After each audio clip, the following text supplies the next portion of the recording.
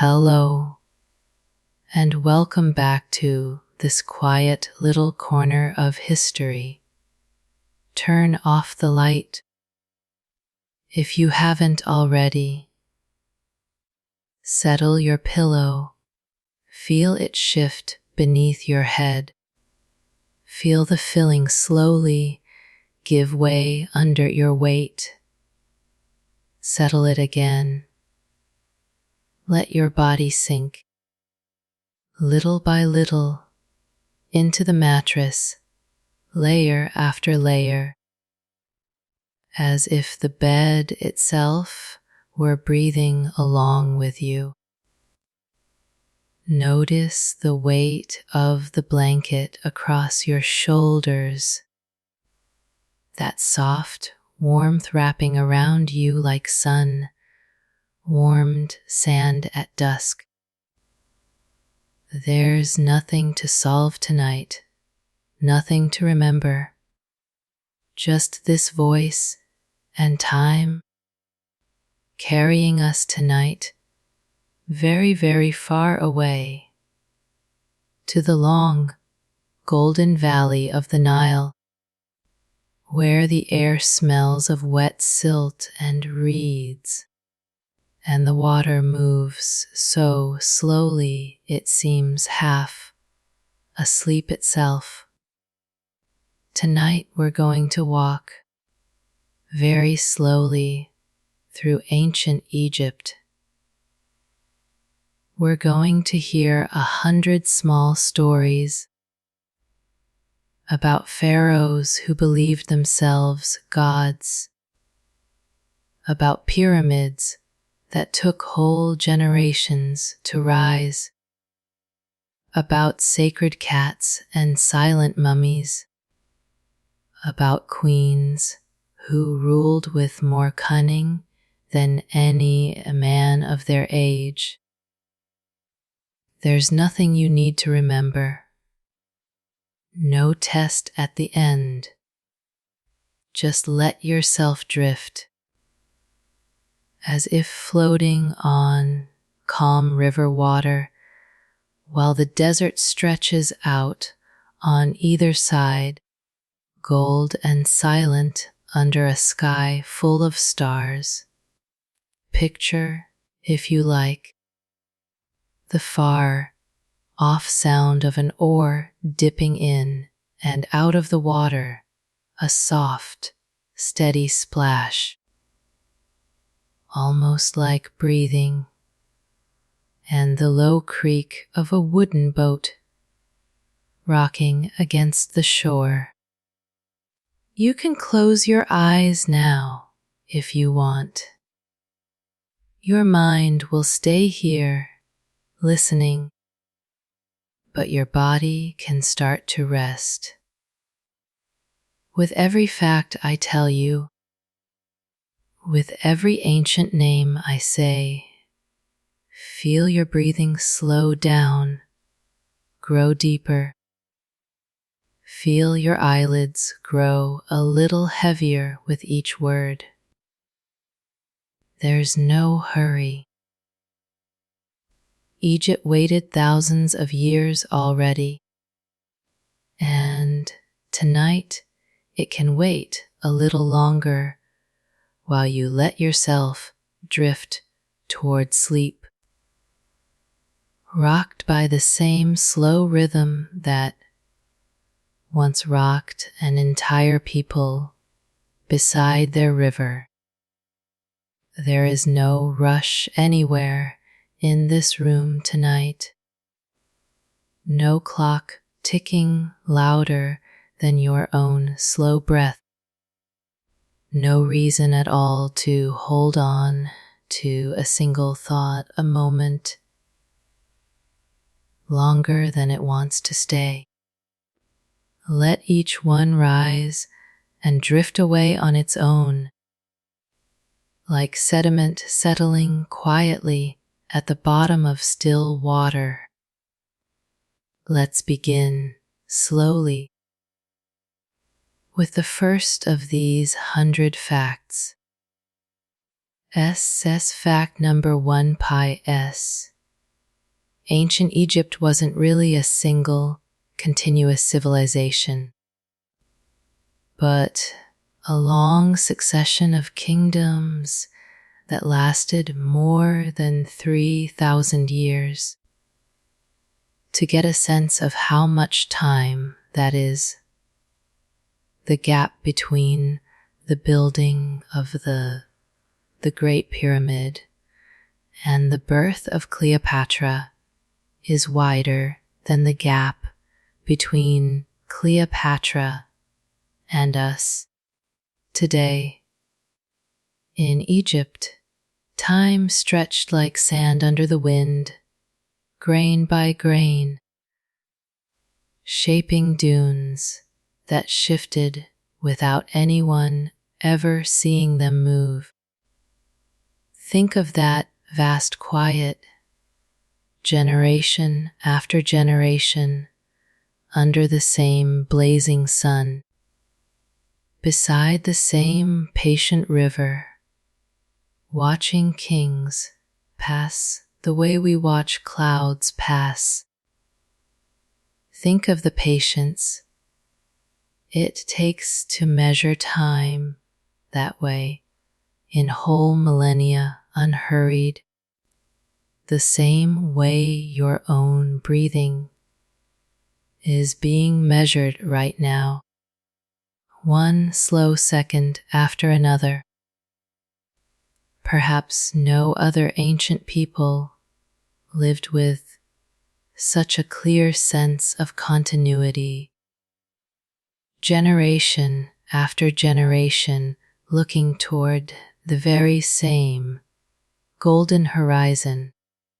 Says fact number 2, it all began, as the historians tell it, with the unification of Upper and Lower Egypt around the year 3100 before our era.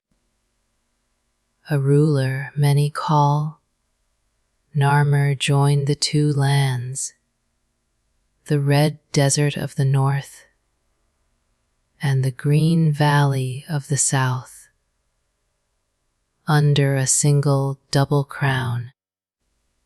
From then on, pharaohs would always wear that white and red crown intertwined, a symbol of one country made of two halves.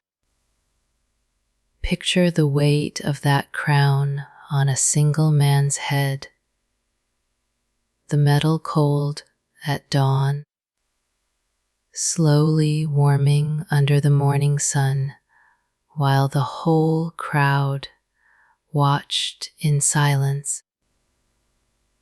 The whole crowd gathered under that morning sun must have felt in that instant that two different worlds were finally breathing to the same rhythm, joined under a single voice.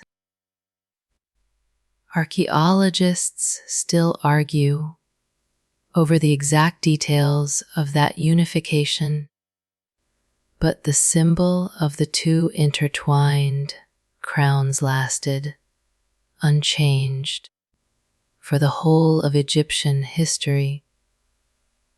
Says fact number 3, the Nile River was, quite simply, the whole of Egypt's life. Without its yearly floods, which covered the banks and left behind a dark, fertile silt, no harvest could have ever grown in that endless desert. The Egyptians called their own country Kemet, meaning the black land, in honor of that fertile mud the river gave them every year. You can imagine the damp, mineral smell of that freshly uncovered earth as the water pulled back the cold, sticky feel of the silt between the fingers of a farmer bending down, grateful to touch it for the first time after the flood.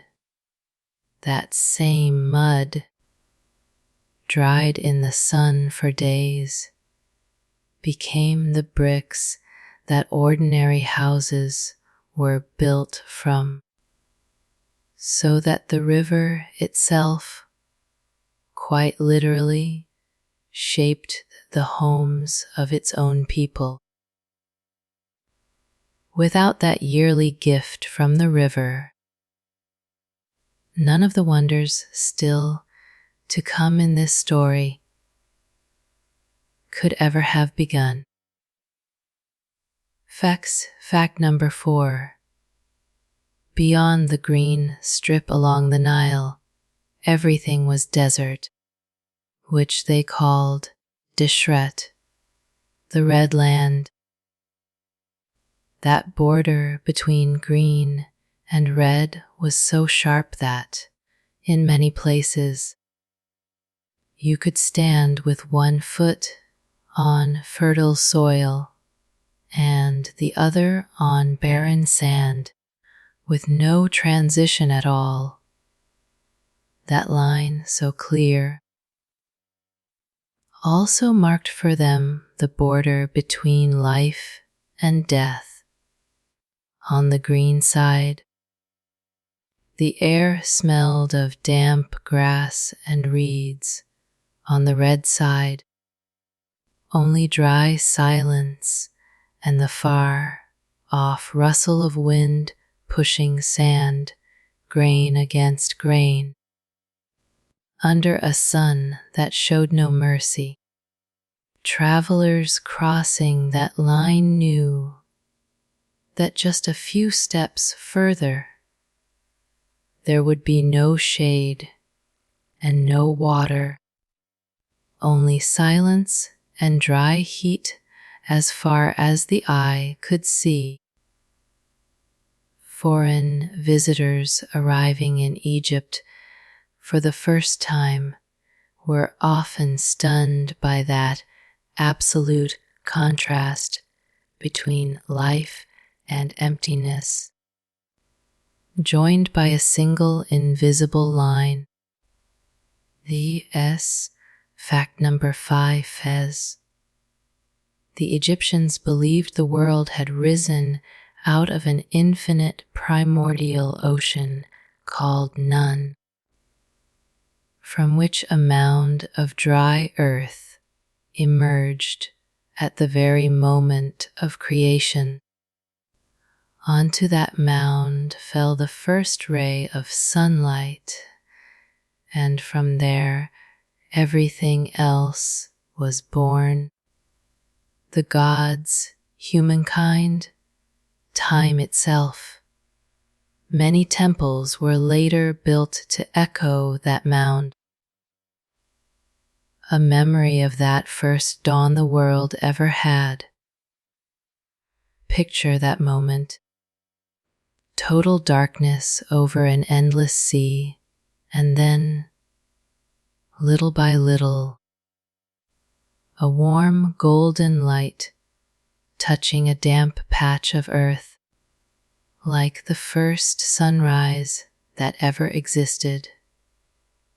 That imagined mound, dry in the middle of an infinite ocean, also became the quiet blueprint for every pyramid to come. A small heap of stone, imitating the very instant of origin. That creation story was retold with small variations in different cities across the country, each local temple claiming for itself the honor of guarding the original mound. Fact number 6. The god Ra, the sun, was considered king of all the gods, and was believed to cross the sky each day in a golden barge. By night, they said, Ra descended into the underworld and sailed through dark waters, facing the serpent of chaos, Apophis, every single night, so he could be reborn come morning. That endless cycle of the sun was, to the Egyptians, daily proof that order always won out over chaos. Picture that golden barge gliding silently across a sky growing darker and darker. The setting sun trembling on the surface of the Nile, while the air slowly begins to cool gently the way yours is cooling now. Every following sunrise was then a quiet, collective relief, fresh proof. Once again, that darkness hadn't managed to defeat the light. The priests of Ra even built temples completely open to the sky with no roof at all, so sunlight could pour fully into every ritual. Fact number 7. Pharaohs weren't seen as simple kings, but as the living embodiment of the god Horus while they lived, and of Osiris once they died. Ruling for them wasn't just administering a country, it meant keeping cosmic balance, something they called Maat, the just order of the universe. If the pharaoh failed, it was believed the whole cosmos could unravel. That invisible weight must have felt like a constant stone slab on one man's shoulders. Every sunrise, every flood, every harvest resting, they believed, on his own inner rightness. So every public gesture by the pharaoh, however small, carried enormous symbolic weight, as if the balance of the world itself depended on that daily ceremony.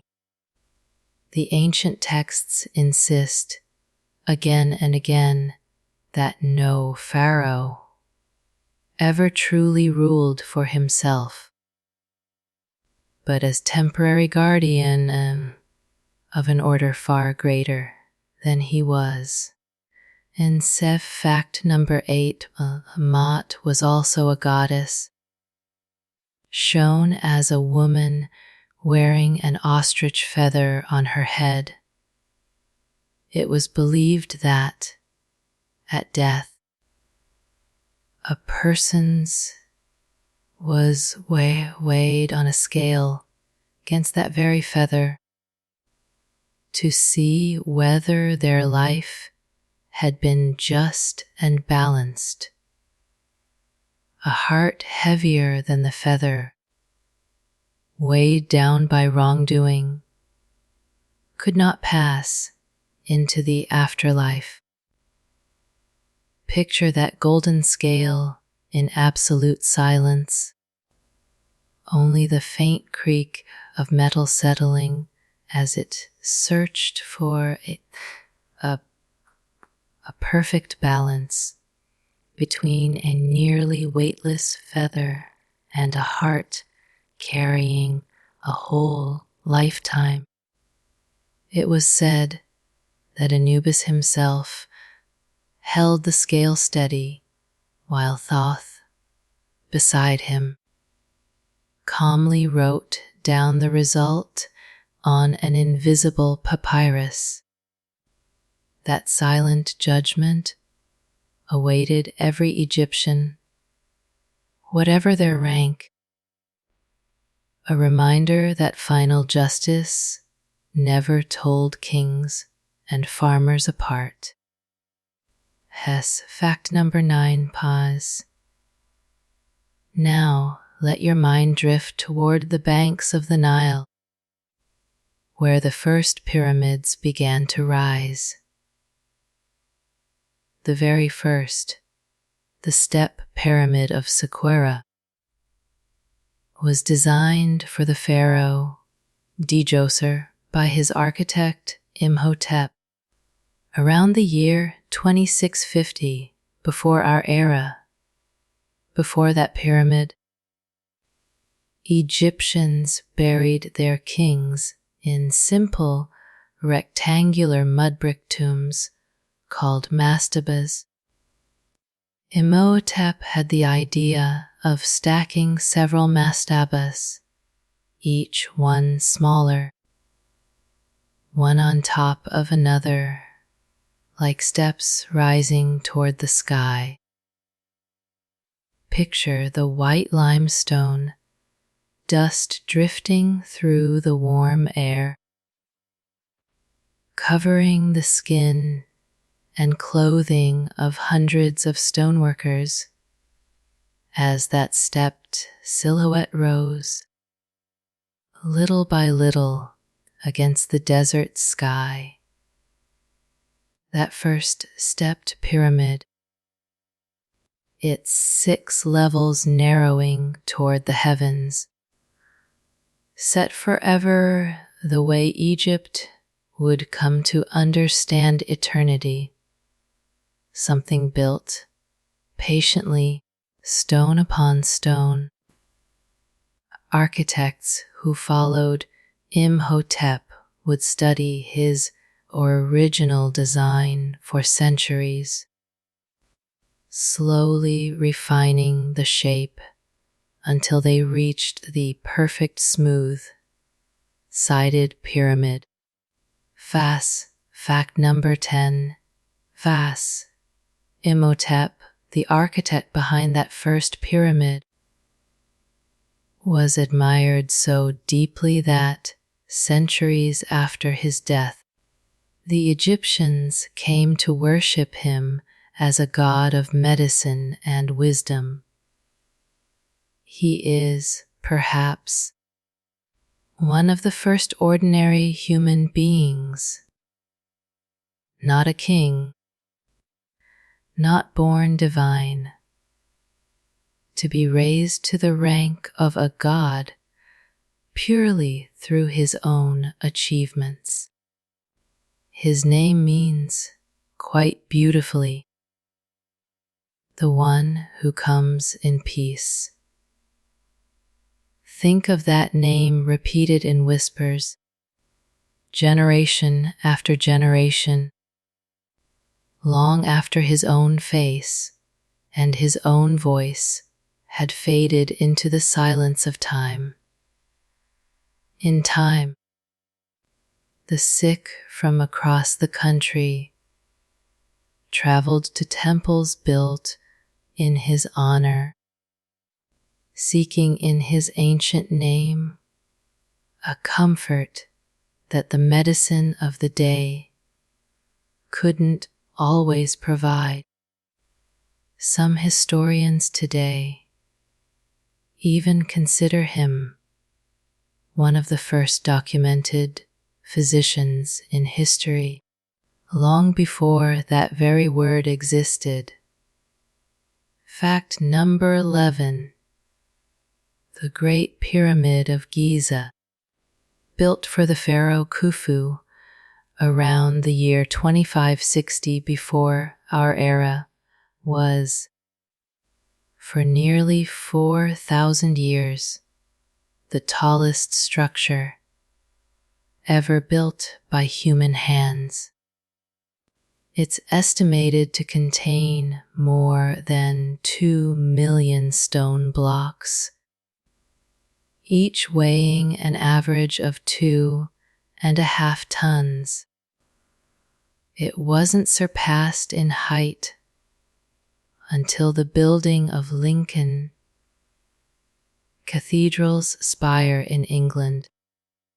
Much later, in the Middle Ages, picture the midday heat reflecting off that smooth, white casing that once covered it, so bright it could reportedly be seen from far away, like a fallen star resting on the sand.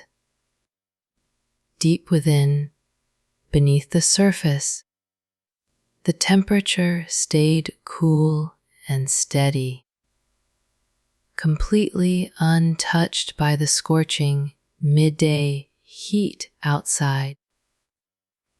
Greek travelers who visited Egypt centuries later still marveled at its size, unable to imagine how an ancient people had achieved so much without any machinery at all. Thus, fact number 12. For a long time, it was thought that slaves built the pyramids under the whip, but modern archaeological finds tell a very different story. Near the Giza Plateau, archaeologists uncovered the remains of a whole workers' town, complete with bakeries, breweries, and even its own cemeteries for the laborers. Everything points to those who raised the great pyramid being paid Egyptian workers, organized into crews with names like the Friends of Khufu. Picture the bustle of that town at nightfall, the smoke from bread ovens mixing with the sweet smell of fermenting beer, and the tired voices of workers laughing softly after a long day under the sun. When the work stopped each evening, the whole town must have settled into a different kind of quiet, more human and more wary than any later legend about slaves and whips. That discovery completely changed how we understand the collective effort behind ancient Egypt's great monuments today. Fact number 13. Those workers received daily rations of bread and beer as part of their pay. An Egyptian beer was thick and nourishing, almost like a liquid soup of fermented grain. It's estimated each worker could receive several liters a day, not to get drunk, but because Nile water wasn't always safe to drink on its own. Beer, then, was almost as important as bread itself in the daily Egyptian diet. Picture the sweet, faintly tangy taste of that thick drink served in clay bowls, still warm from the sun, shared among co-workers at the end of a long day. Those jars of beer, stacked beside the bread ovens, were as familiar a part of everyday life for those workers as any shared routine is to us today. Archaeologists have even found records of the exact rations handed out, proof of a careful administration that kept count of every barrel delivered. Fact number 14. Thus, the limestone blocks for the pyramids came from nearby quarries, but the finer granite used in the inner chambers came from Aswan, hundreds of kilometers away downriver. Egyptians carved those huge blocks using copper tools and harder dolerite stones, then moved them on barges during the Nile's yearly flood. When the water rose closer to the building sites, picture the steady, dull rhythm of stone hammer striking stone, an echo that must have rung out for years on end over the calm river water. The river itself, generous, did nearly all the heavy lifting, carrying loads on its calm waters that no group of men could ever have dragged over land. That constant river trade between distant quarries and monumental building sites turned the Nile itself into humanity's first great highway. Fact number 15. It's believed Egyptians used wooden sledges and water to move the heaviest blocks across the sand, wetting the sand ahead of the sledge greatly reduced friction, a trick captured in a tomb painting where a man pours water just in front of a sledge carrying a colossal statue. Modern engineers have confirmed through experiments that this simple gesture could cut the effort needed almost in half.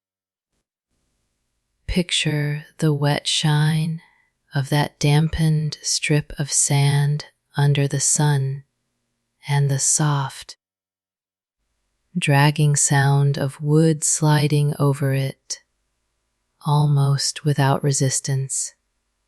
That small, almost invisible trick captures Egyptian ingenuity well simple. Quiet solutions capable of moving mountains of stone without brute force.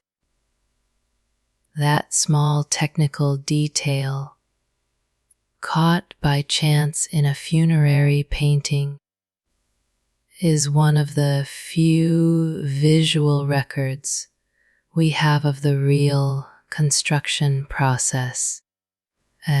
Fact number 16. The Great Sphinx of Giza, that figure with a lion's body and a human face, was carved directly from a natural limestone outcrop, already sitting on the site. It's believed to represent the pharaoh Khafre,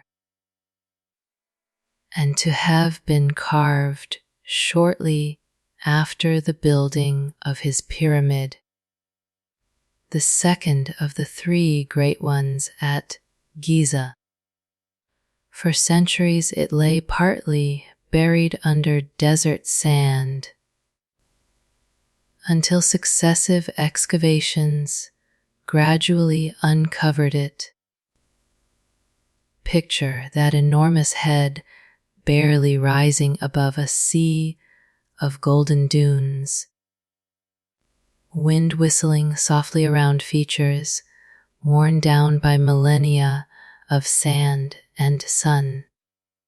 Today, at sunset, its long shadow still falls across the sand, exactly as it did 4,000 years ago, like a stone clock that has never stopped keeping time.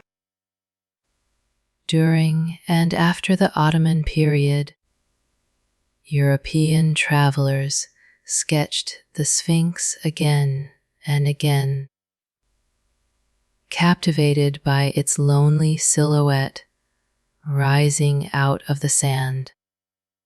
Fact number 17. The Sphinx's missing nose has spawned all sorts of legends, including the popular belief that it was blown off by cannon fire from Napoleon's troops. In reality, sketches and engravings made before Napoleon ever set foot in Egypt already show the Sphinx without a nose, pointing instead to much older vandalism, possibly centuries earlier. The truth, as often happens with legends, is quieter than the myth. Think of that unfinished face, gazing east toward the sunrise for centuries, indifferent to the rumors people kept inventing about it. We may never know for certain which ancient hand disfigured it, but the Sphinx itself, indifferent, keeps gazing toward the sunrise, just as it has for more than 4,000 years. Egyptologists still debate the exact date of that damage, though they agree it happened long before any European cannon ever reached Giza. Theorists. Fact number 18. The Egyptians developed one of the world's earliest writing systems, hieroglyphs, a word that in Greek literally means sacred carvings. They weren't simple decorative drawings, but a complex system combining phonetic symbols with symbols that stood for whole ideas.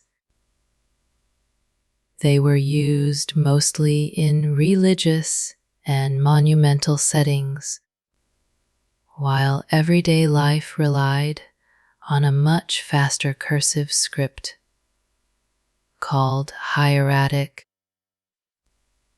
Picture the soft scratch of a sharpened reed on dry papyrus, carefully tracing each small symbol, line after line. Under the warm light of an oil lamp, an experienced scribe could tell apart, at a glance, hundreds of distinct signs, each carrying a precise meaning that today only a handful of scholars can read fluently. Only a very small fraction of the Egyptian population ever mastered this writing, which made knowledge itself a privilege nearly as precious as gold. Reserve fact number 19. For many, many centuries, no one in the modern world could read hieroglyphs. Their meaning had been completely lost with time.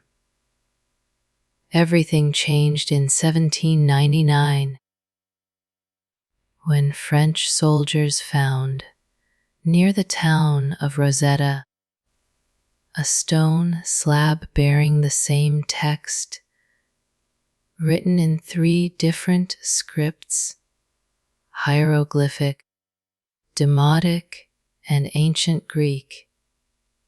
That find, known today as the Rosetta Stone, became the key that finally unlocked the silenced voice of the ancient Egyptians once again. Picture the cold weight of that dark stone under curious hands, dusty, quietly holding a message no one had been able to hear in nearly 2,000 years. For almost 2 millennia, that stone lay forgotten beneath layers of later history, waiting quietly for the day someone would finally know how to recognize its worth. That stone, now kept in a British museum, remains one of the most visited objects among those seeking to understand the origins of human writing. Thus, fact number 20 then, it was a young French scholar, Jean-François Champollion, who fully cracked the hieroglyphic system in 1822, patiently comparing royal names written in Greek with their Egyptian equivalents. It's said that once he finally understood, he ran through the streets of Paris, shouting with joy before fainting from the excitement. After nearly 2,000 years of silence, Egypt could finally tell its own story again in its own words. Picture that moment of revelation, that mix of exhaustion and pure joy, as if thousands of ancient voices had suddenly all spoken at once. After being quiet for so long, that young scholar had given nearly his entire adult life to that mystery, and his name would remain from then on, forever bound to the very hieroglyphs he managed to decode. His breakthrough opened the door to modern Egyptology as a science, and countless scholars have followed his path since, one papyrus at a time.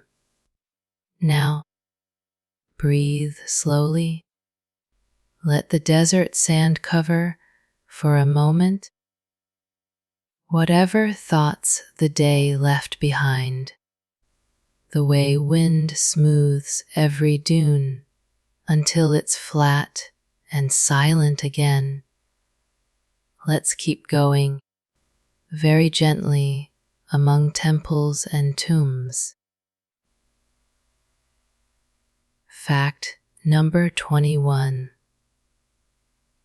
Egyptians practiced mummification because they firmly believed the body had to stay whole so the soul could recognize it and live in it in the next life.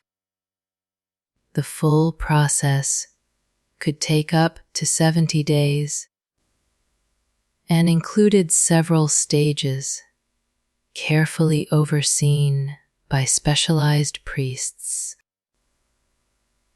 It was never an improvised procedure, but almost a ritual science passed down through generations. Picture the cool, yet dim air of the embalming tent, a faint smell of resins and aromatic oils drifting through the space while priests worked in an almost sacred silence. The steady scent of cedar resin and myrrh must have filled every corner of that tent, a smell that, over the centuries, would become forever tied to the very idea of eternity. Every stage of the process had to be carried out in a precise order, almost liturgical, because a single mistake could mean, they believed, the soul's final loss. Fact number 22 is, during mummification, embalmers carefully removed the internal organs, the liver, lungs, stomach, and intestines, and stored them separately in 4 containers called canopic jars. Each jar was watched over by one of the 4 sons of Horus, minor gods with the heads of a man, a baboon, a jackal, and a falcon. The heart, by contrast, was always left inside the body, since it was believed to be the seat of thought and consciousness. Picture those 4 carved stone jars, cold to the touch, lined up with ceremonial care beside the body, each capped with the carved head of its own divine guardian. Those 4 small guardians, their animal faces carved with such calm, watched silently over each organ, like tiny sentinels for a journey that had only just begun. These jars, decorated with tremendous artistic care, were later placed beside the sarcophagus, part of the most intimate items in a person's burial goods. Fact number 23 guess. The brain, oddly enough, wasn't preserved. Embalmers considered it unimportant and, in most cases, pulled it out through the nostrils with a metal hook, then simply discarded it. Egyptians believed it was the heart, not the brain, that truly held thought, memory, and emotion. That's why they took such care to preserve it, while the brain was removed almost without a second thought. Think of the almost mechanical delicacy of that gesture, repeated calmly and precisely, like someone performing a task learned over a lifetime. It's curious to think that, for us today, it would be exactly the opposite. We'd cherish the brain and treat the heart as a simple muscle. 2 very different ways of understanding what we are. This fact, uncovered through modern study of real mummies, still surprises anyone hearing for the first time the reversed logic of that ancient belief. Fact number 24, tes natron, a mineral salt found naturally in certain lakes in the Egyptian desert, was the key ingredient in the mummification process. The body was fully covered in this salt for about 40 days, which drew out all the moisture and stopped decay very effectively. Only after that drying was the body wrapped, layer after layer, in hundreds of meters of linen bandages. Picture the rough, grainy feel of that white salt, almost like fine sand, covering every inch of skin under the constant dry heat of the embalmer's workshop. That long, slow drying must have felt like a shared, patient wait. 40 days before the body was finally ready for its last journey, priests had to control the exact amount of natron used carefully, not too little, which would leave the body damp, nor too much, which could damage the skin. Fact number 25, Baz. Humans weren't the only ones mummified in ancient Egypt. Animals were too, and in truly staggering numbers. Entire catacombs have been found packed with millions of mummified cats, ibises, and dogs offered as votive gifts to various gods. Some temples apparently bred animals specifically for this purpose, a kind of religious industry devoted entirely to offerings. Picture those underground tunnels, cold and dark, endless rows of small linen, wrapped bundles stacked in complete silence for millennia. Picture the heavy quiet of those catacombs, broken only by the distant echo of footsteps, as generation after generation of priests laid down, one after another, fresh offerings wrapped in linen. Some researchers believe this practice grew into such a widespread business that entire towns lived, in part, off breeding and selling sacred animals. Fact number 26. The cat was a deeply revered animal in Egypt, linked above all to the goddess Bastet, protector of the home and of fertility. Killing a cat, even by accident, could reportedly be punished by death.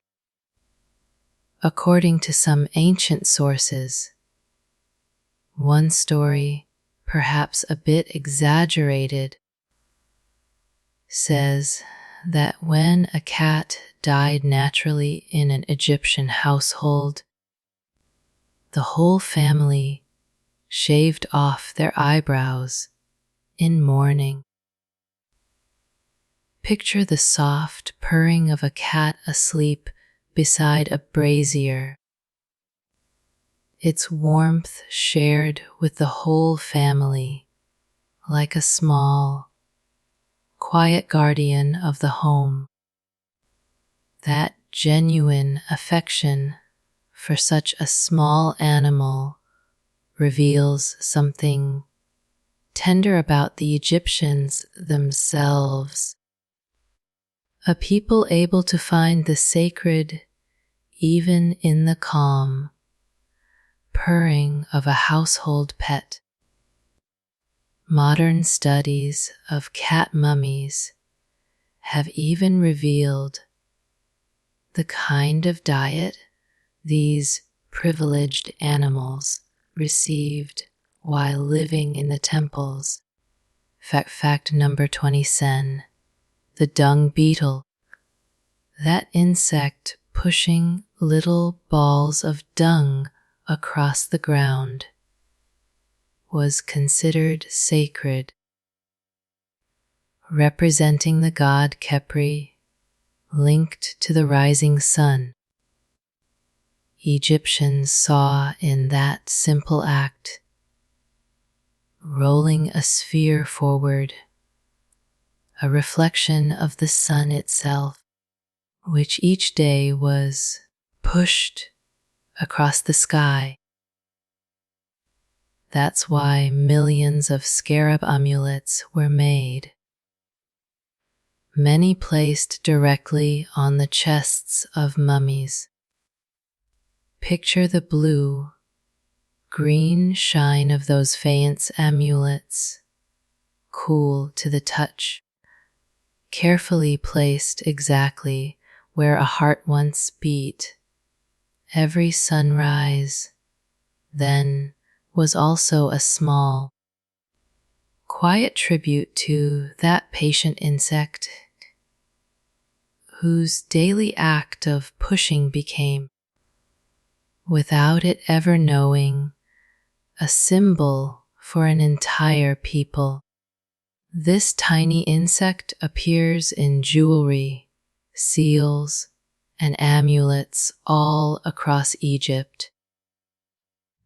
One of the most repeated symbols in all of its religious imagery, as is fact number 28, as the Apis bull, a living bull chosen for very specific markings.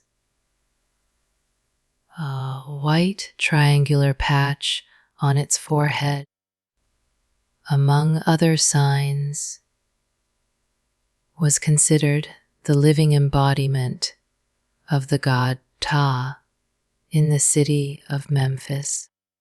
When an Apis bull died, it was mummified with the same ceremonial care given to a pharaoh and buried in an enormous stone sarcophagus in an underground necropolis called the Serapeum.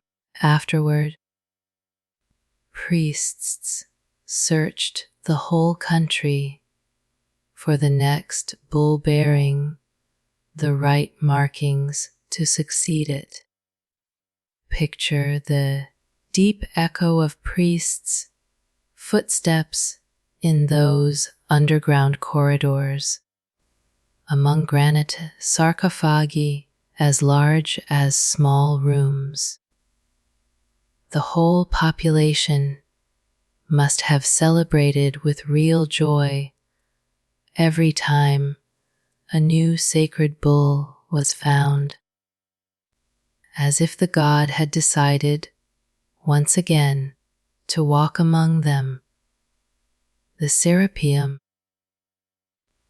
discovered in the 19th century, stunned archaeologists with the sheer size of its sarcophagi, some weighing over 60 tons of polished stone. As fact number 29 was, the Nile crocodile,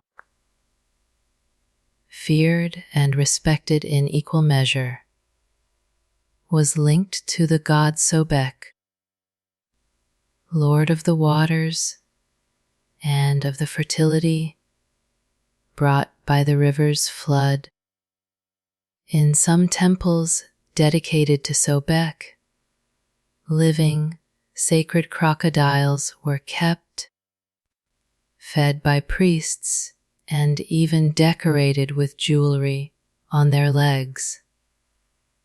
When they died, these sacred crocodiles, too, were mummified with great care.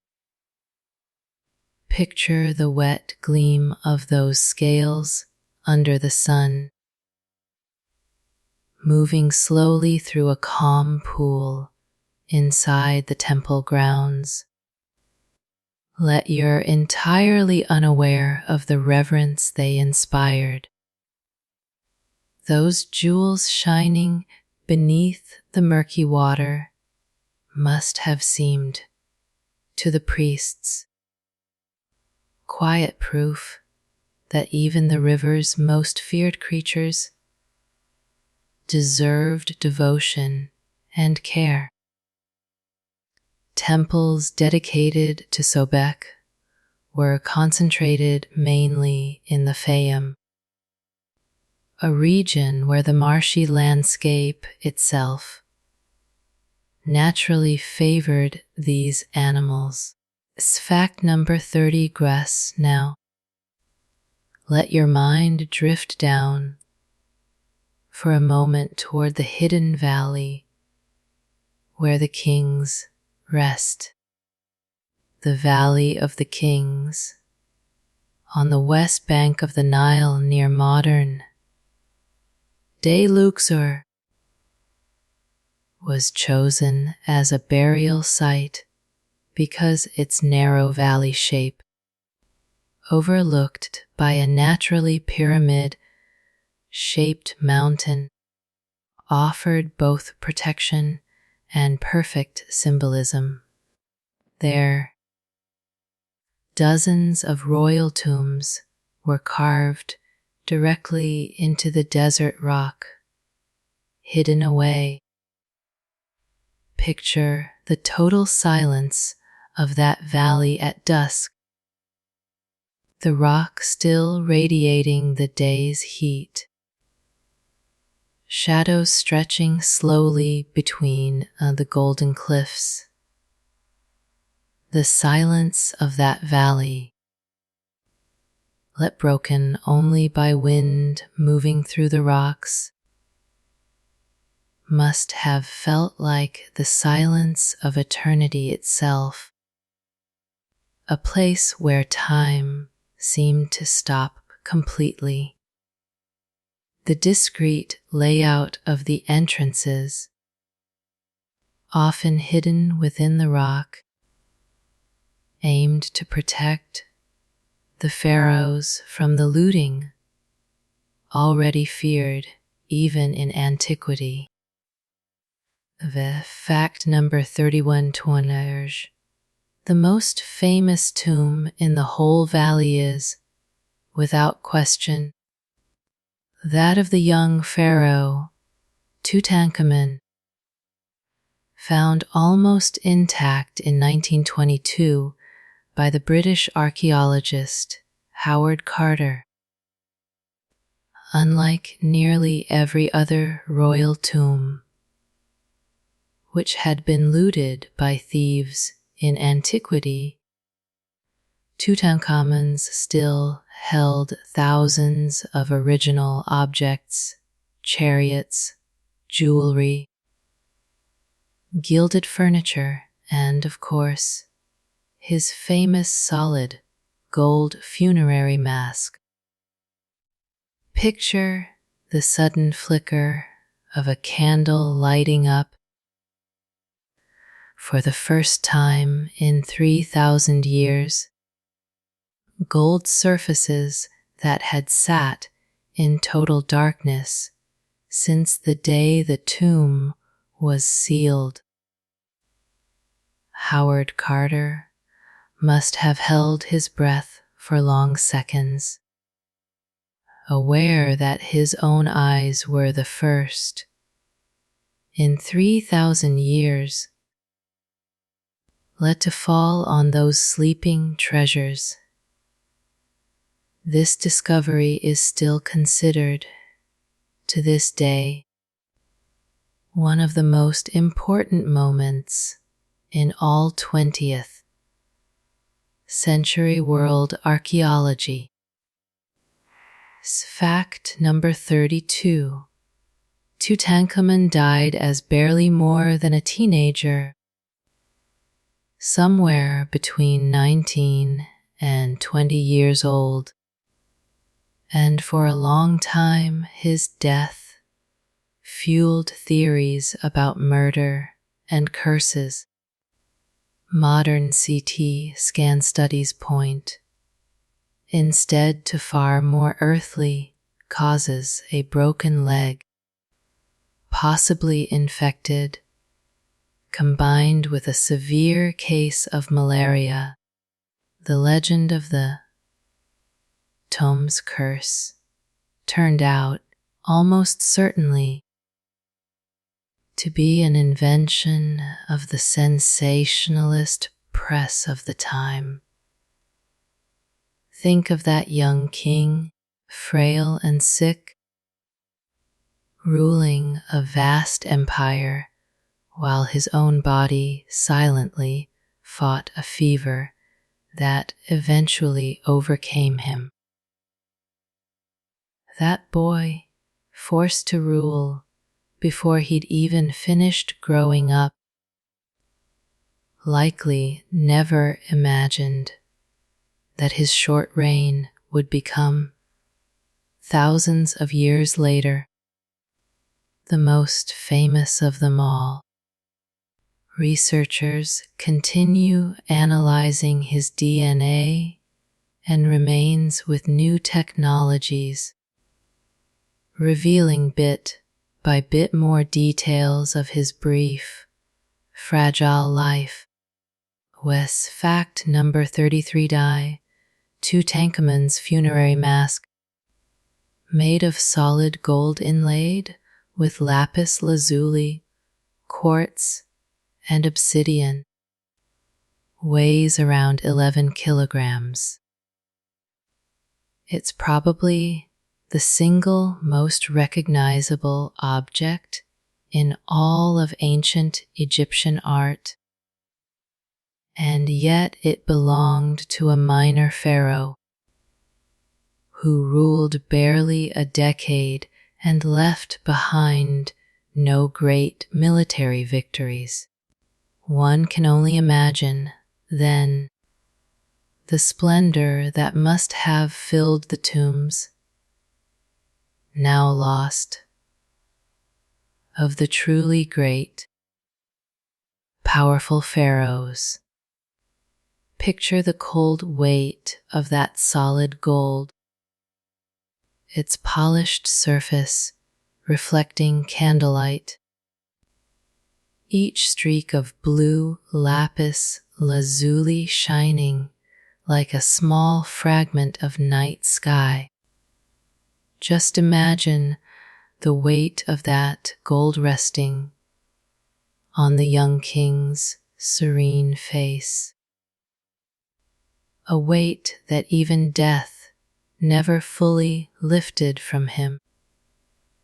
Crafting a piece of such complexity is thought to have required months of work by the kingdom's finest goldsmiths. Glyceris. Fact number 34. Facts. Howard Carter, before finding Tutankhamun's tomb, had spent more than 5 years searching the Valley of the Kings without success. Patiently funded by Lord Carnarvon, when he finally found the first hidden step buried under rubble in November 1922, he sent Carnarvon a telegram with a line that would become famous. At last have made wonderful discovery in the valley. Years of waiting resolved, in the end, into a single instant.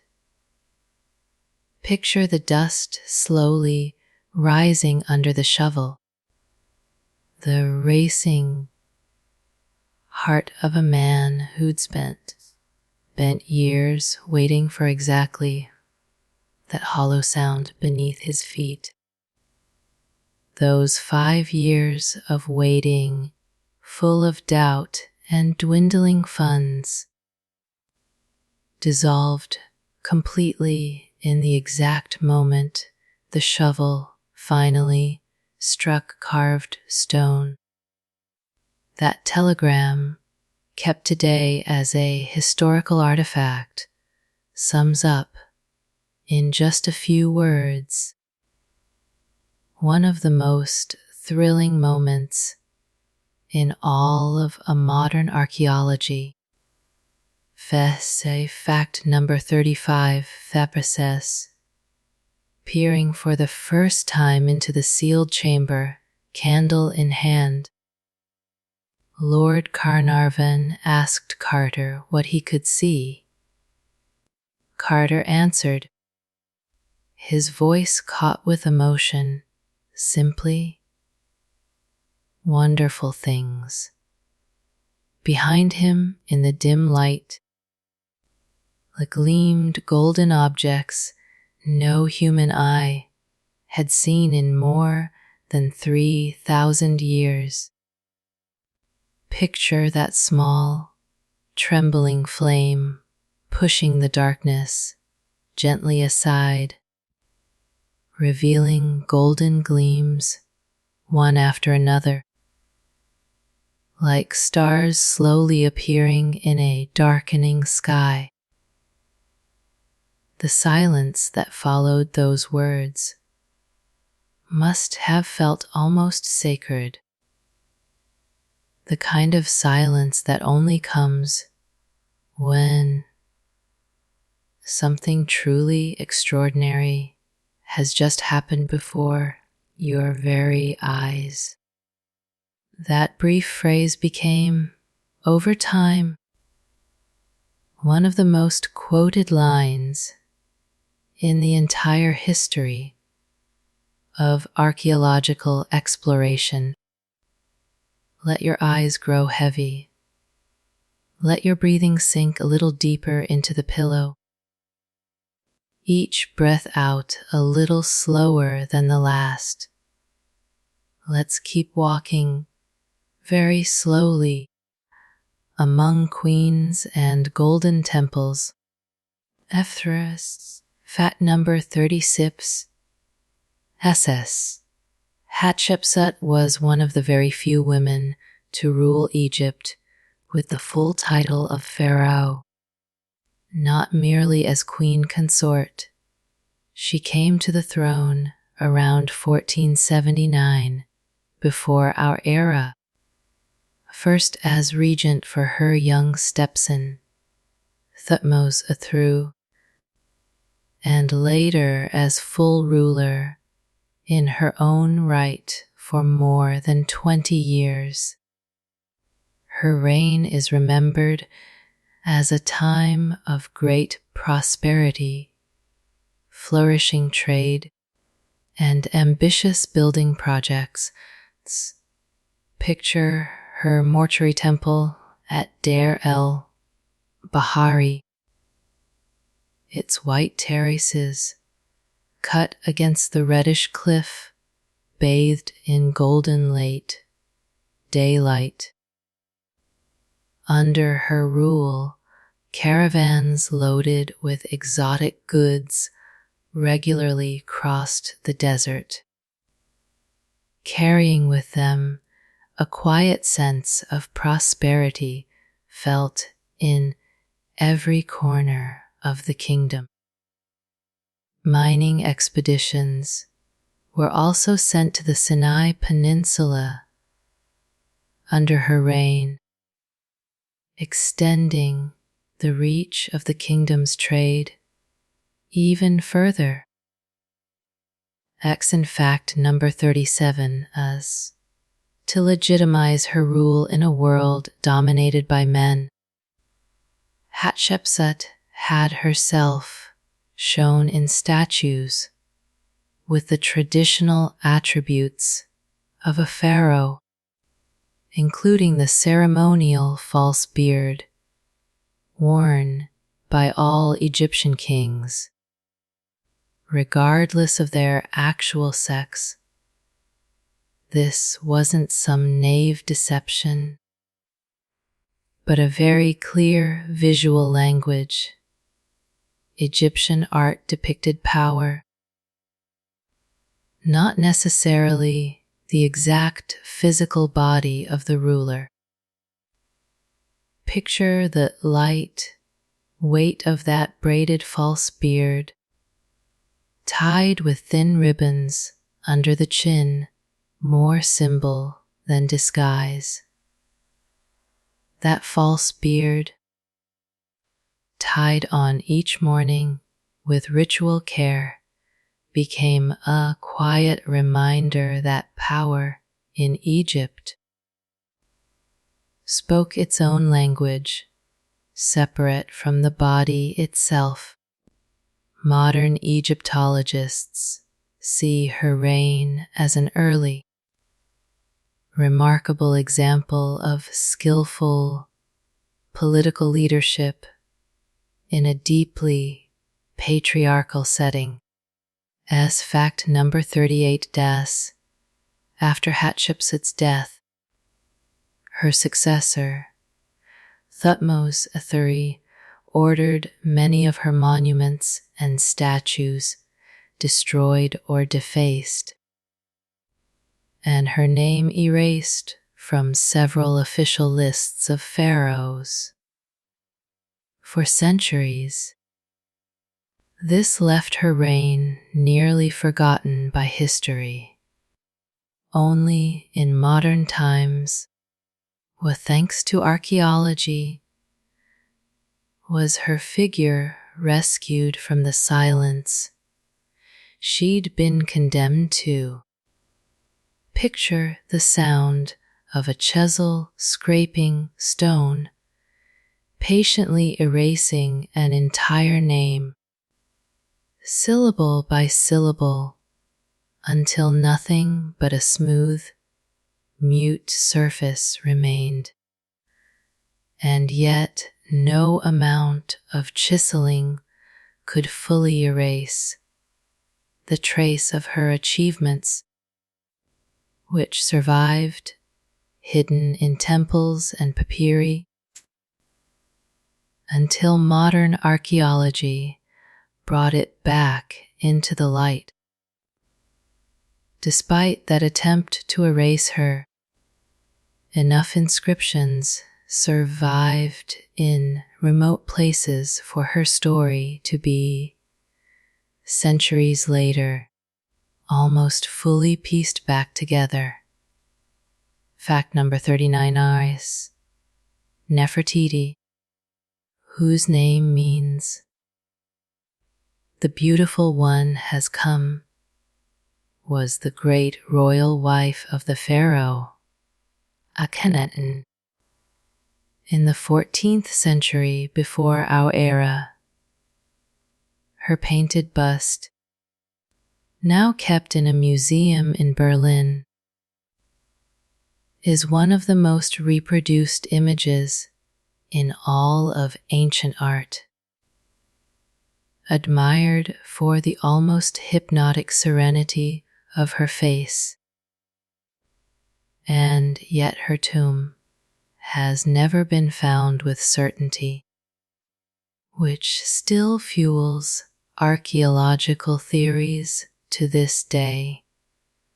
Picture those painted eyes, one still fitted with its original quartz lens, gazing forward with a calm that has stayed intact for more than 3,000 years. Even today, those who stop in front of her painted face say they feel a strange calm, as if those ancient eyes still knew how to keep some secret. Her bust was discovered in 1912 by a team of German archaeologists, and has since become an almost universal symbol of ancient beauty. So fact number 40. Her husband, Akhenaten, attempted a radical religious revolution. He abandoned the traditional worship of Egypt's many gods and promoted, in its place, the near exclusive worship of Aten, the solar disk. He even moved the capital to a brand new city built from scratch in the middle of the desert, called Akhetaten. After his death, that city was abandoned and his religious reform almost completely reversed by the pharaohs who followed. Picture those wide streets, today only foundations in the sand, that were once full of people walking beneath a sun worshipped as the one true God. The silence that later settled over that abandoned city must have felt like a distant echo of that same revolution, which, in time, the desert simply buried under its own sand. Archaeologists who excavated Akhetaten found a city frozen in time, abandoned so hastily that many objects were simply left where they lay. Vrisa fact number 41 Domnas. Rameses Sui, known as the Great, ruled Egypt for 66 years, one of the longest reigns in all of ancient history. He married more than a dozen official wives and, according to the records, fathered more than 100 children over his very long life. He lived, it's estimated, past 90 years old, a truly extraordinary age for that era. Picture the weight of so many decades of rule reflected in a face that slowly aged, while whole generations of subjects were born and died under his same crown. Picture the quiet patience of such a long reign. Generation after generation of subjects born and dying under the constant shadow of a single name. His name appears on more monuments than any other pharaoh's, a testament to his enormous appetite for building over so many decades. See fact number 42. During Ramesses I's reign, the Battle of Kadesh was fought against the Hittite Empire, one of the largest documented battles of antiquity, with thousands of war chariots clashing. Although the military outcome was, at best, a draw, Ramesses Siping had temples across Egypt carved with accounts of a sweeping, personal victory. Years later, that same war would end in the earliest written international peace treaty on record, signed between Egyptians and Hittites. Picture the dust kicked up by thousands of chariot wheels, the metallic clash of spears. All of it later turned into silent stone, carefully carved on a temple wall. The desert itself kept the quiet echo of that battle for centuries, until words carved in stone told it again calmly to whoever cared to listen. The reliefs of that battle, carved in several different temples, show Ramesses II fighting alone against an entire army, a deliberate, calculated exaggeration. Fact number 43, that peace treaty, carved in both Egyptian hieroglyphs and Hittite cuneiform, included clauses on the extradition of refugees and mutual aid against invaders. A copy of that agreement, considered the oldest surviving peace treaty in the world, hangs today symbolically in the United Nations headquarters in New York. Thousands of years later, that gesture of peace between two empires still holds a place in the present. Picture that ancient plaque, its symbols carved with precision, hanging quietly among the modern glass and steel walls of a building that didn't even exist a century ago. That small gesture of peace, carved more than 3,000 years ago in two different languages, still reminds us, even today, that even the mightiest empires can choose the quiet of reconciliation. Modern historians view this document as a direct forerunner of international diplomacy as we understand it today. Sis. Fact number 44. Cleopatra the Seu, the last active ruler of the Ptolemaic dynasty, wasn't actually Egyptian by origin, but descended from Macedonian generals who arrived with Alexander the Great. She's said to have been the first in her long dynasty to truly learn the Egyptian language, in addition to Greek, and perhaps several other languages besides. Her intelligence and political skill were, according to almost every ancient source, far more remarkable than her physical beauty, often exaggerated by later accounts.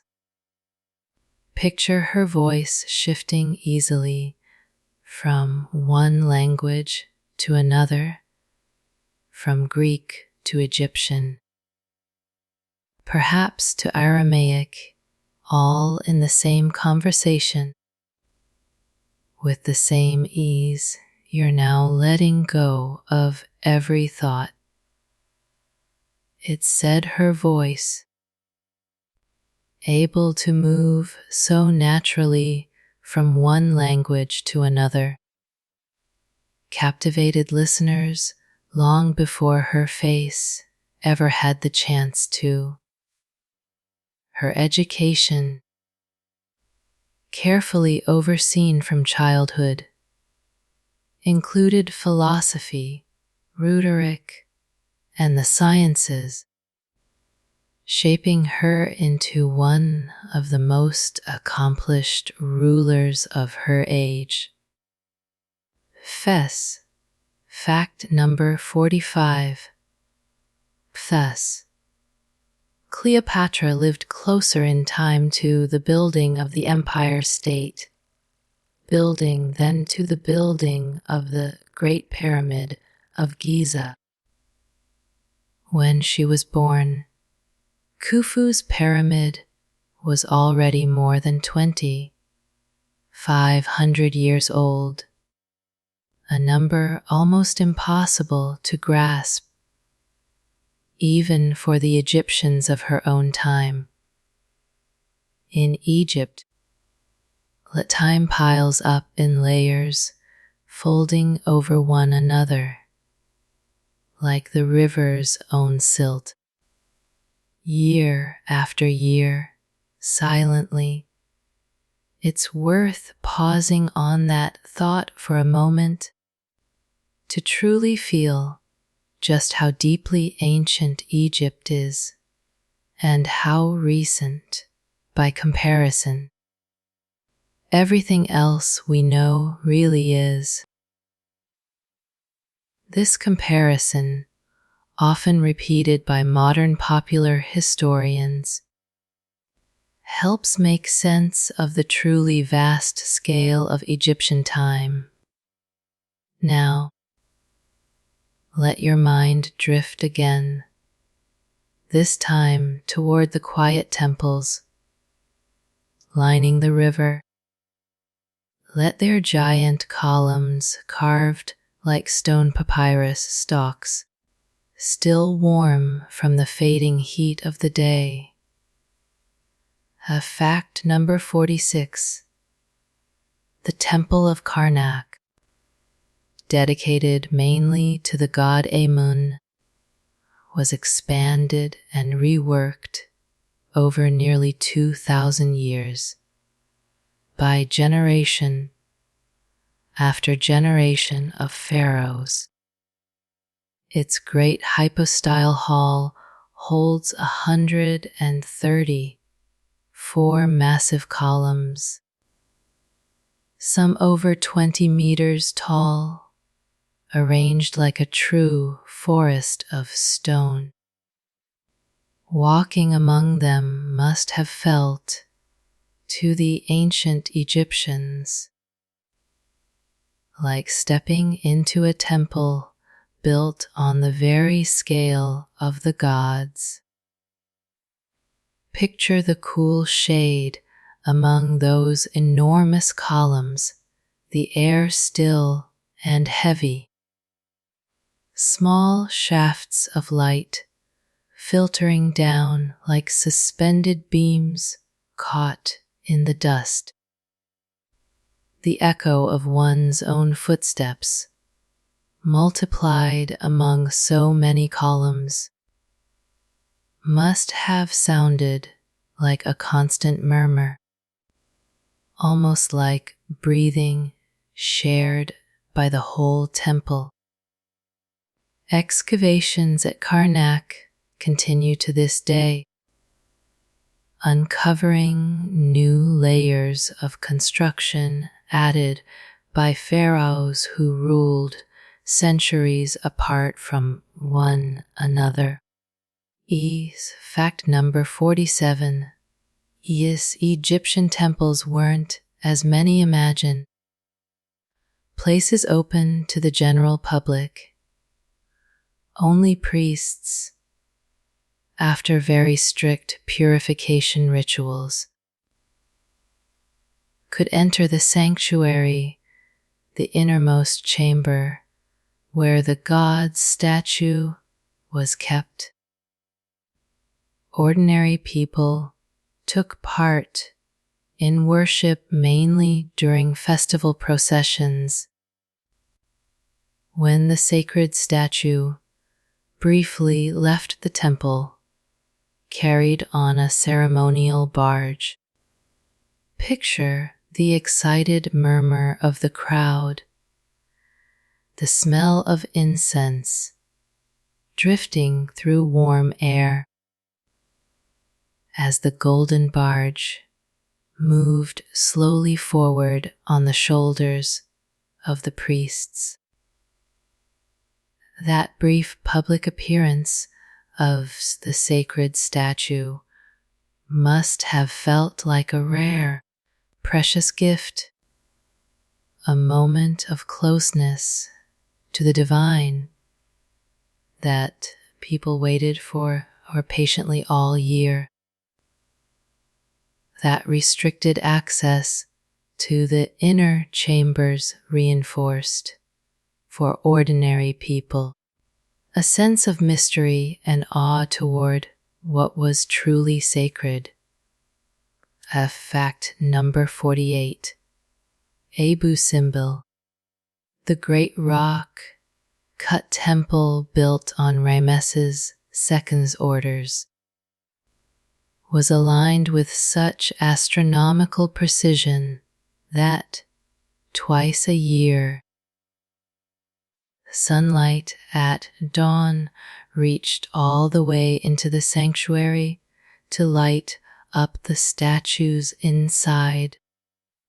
In the 20th century, when the building of the Aswan Dam threatened to flood the temple forever, an international effort managed to cut it into massive blocks and rebuild it stone by stone at a higher location.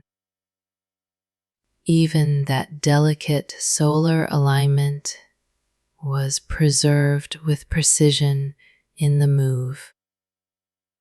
Picture that single beam of golden light creeping, inch by inch, down a completely dark stone corridor until it finally touches the carved face of a god.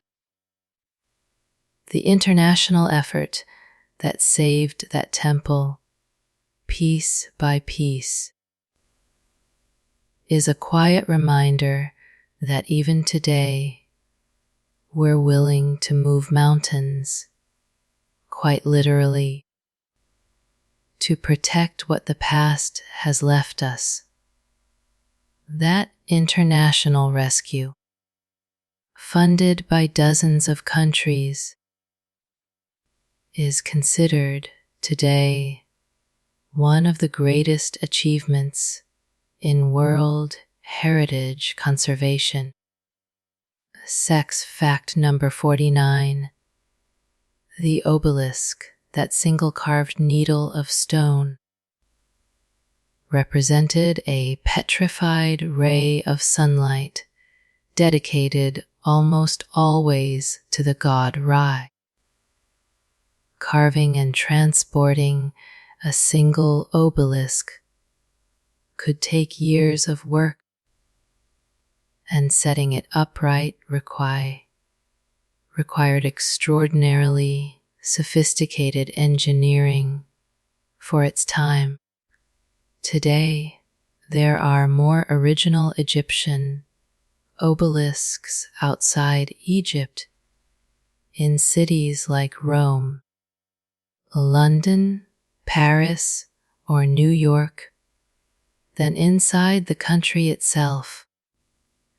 Picture that pink granite stone polished to a shine under the sun, traveling slowly by barge along the same river that still flows calmly toward the sea today. Every obelisk moved to a distant city still carries with it, even now, a fragment of that ancient petrified sunbeam, shining now under skies entirely different from the one that first saw it. The obelisk at the Place de la Concorde in Paris, for instance,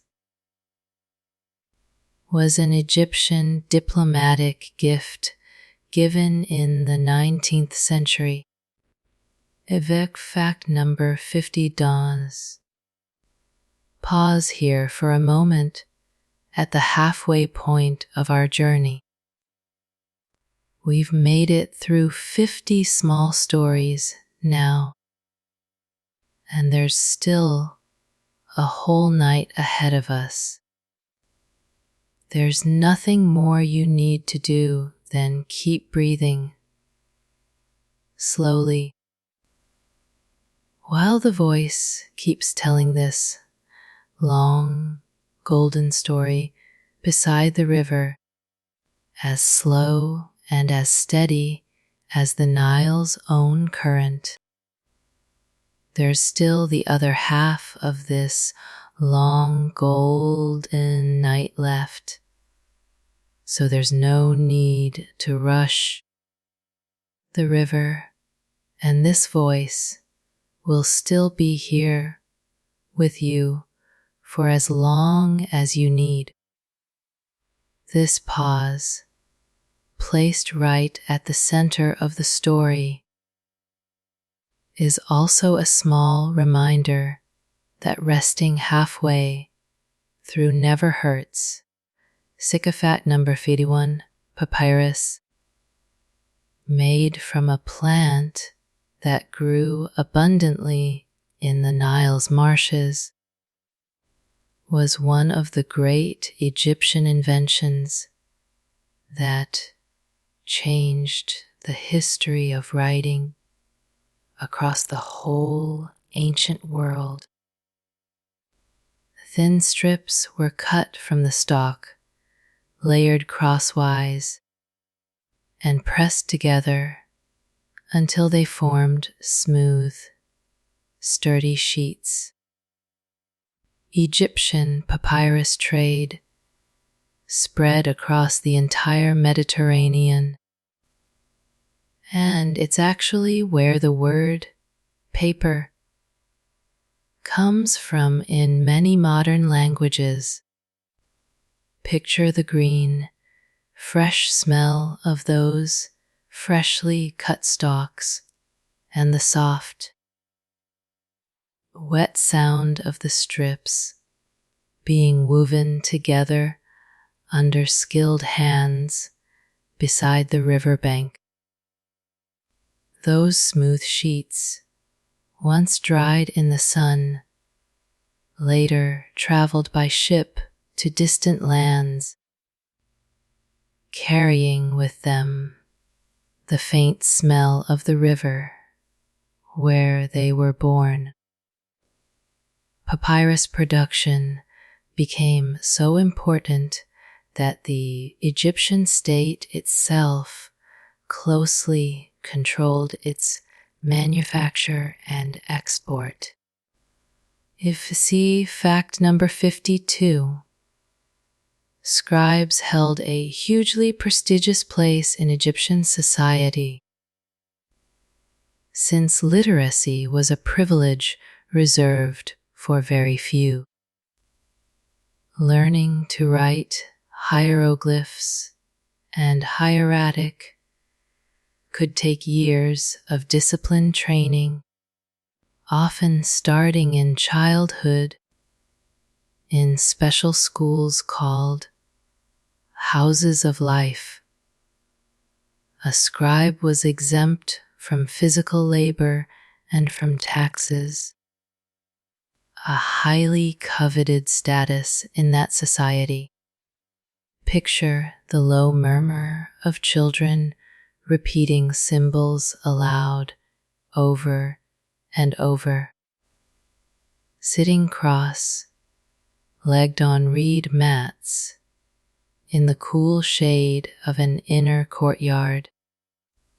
Those houses of life, with their cool courtyards and patient teachers, trained generation after generation of the quiet keepers of all of Egypt's written memory.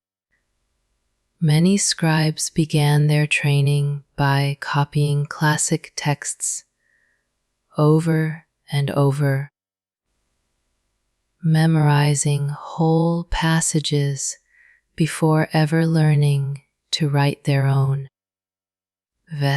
Fact number 53. The god Thoth, shown with the head of an ibis, was the patron of writing, wisdom, and mathematics. It was believed that Thoth had invented hieroglyphs and given that gift to humanity. And so scribes honored him with special devotion before starting any important text. Many scribes kept small statuettes of Thoth on their worktables as good luck charms for their trade. Picture that small, cold bronze figure with its long beak, silently watching over every careful stroke of black ink on papyrus. It said, no scribe dared begin an important text without first murmuring a quiet prayer to that ibis-headed god.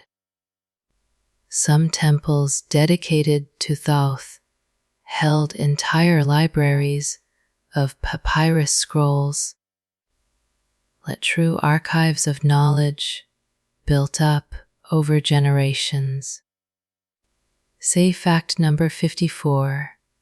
Thus, Egyptians developed a base 10-number system, though without the concept of zero as we know it today, using distinct hieroglyphic symbols for units, tens, hundreds, and so on. Despite that apparent simplicity, they managed to calculate with remarkable precision the volume of pyramids, granaries, and other complex structures. Their mathematicians solved practical problems of taxes, of construction, of dividing up bread, more than pure abstract theory.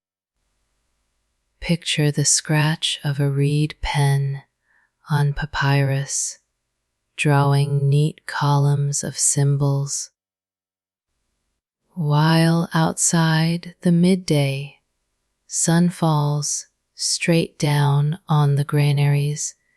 Those same calculations helped manage. Those calculations, done without graph paper or calculators, reveal a collective mind able to turn patient observation into practical solutions, useful every day for a whole community. This practical math system allowed, among other things, the precise calculation of bread and beer rations owed to each worker by rank. Fact number 55. As Egyptian medicine was surprisingly advanced for its time, with specialists devoted to different parts of the body, something like our own modern medical specialists. The Edwin Smith Papyrus, a medical text more than 500 years old, describes in detail 48 clinical cases, mostly injuries and trauma, with diagnoses and treatments that are surprisingly rational, almost entirely free of magic.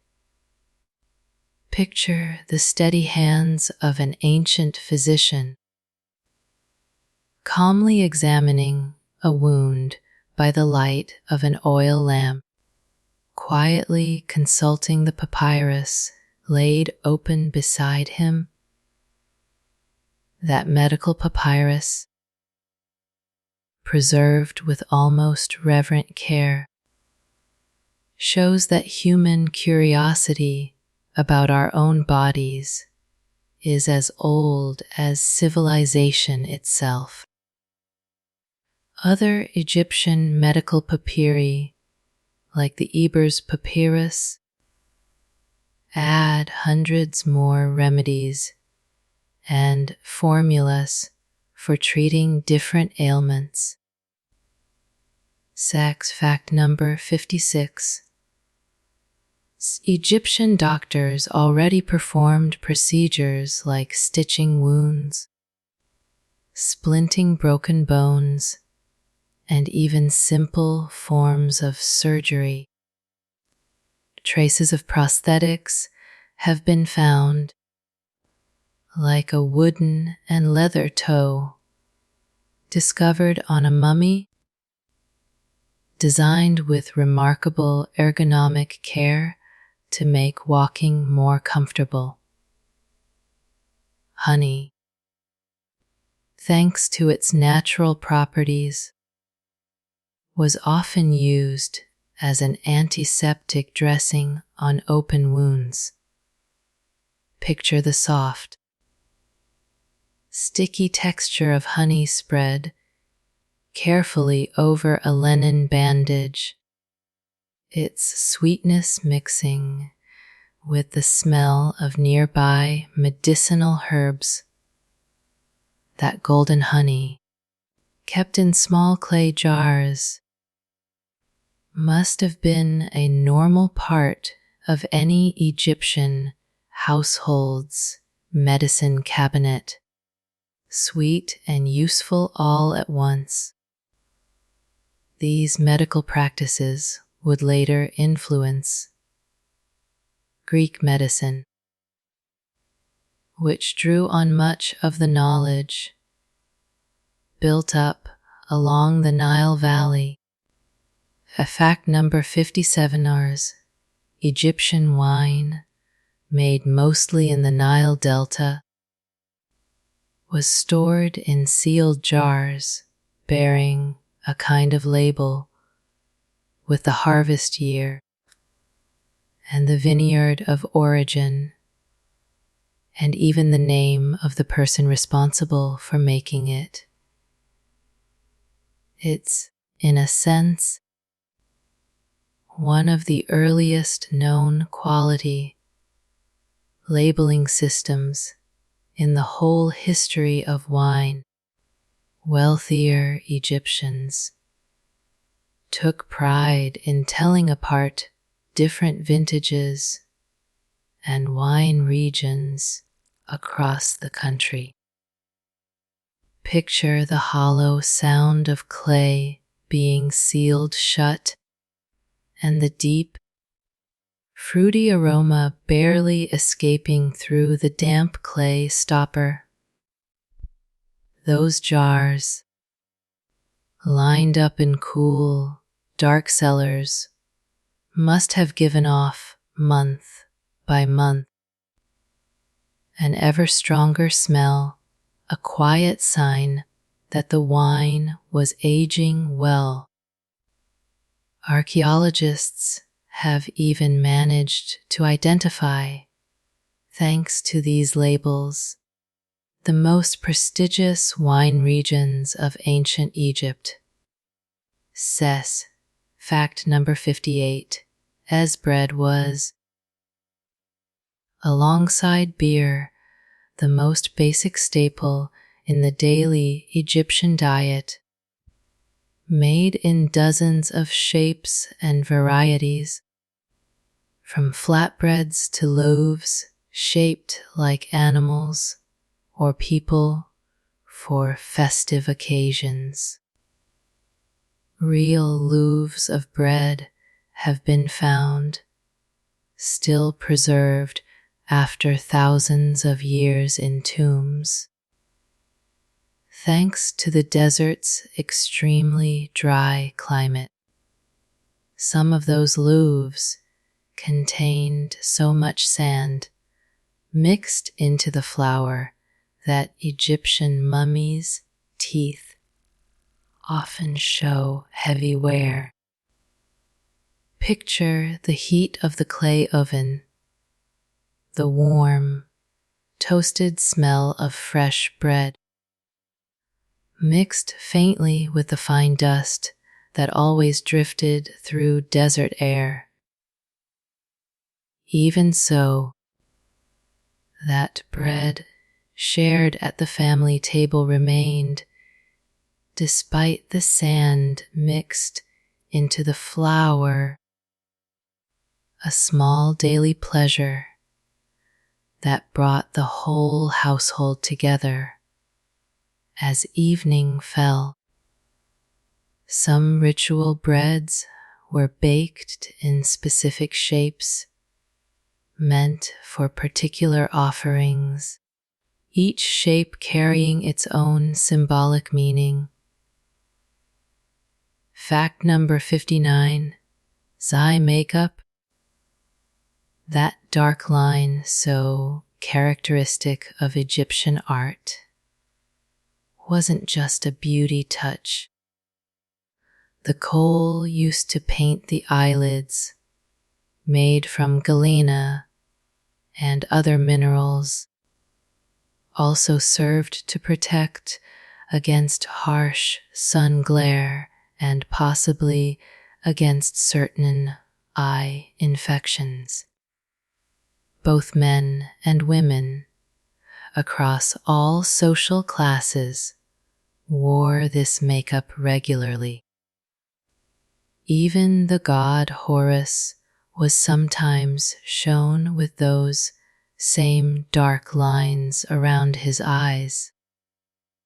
Picture the gentle stroke of a small ivory applicator gliding across the eyelid, leaving a cool, dark line against skin warmed by the sun.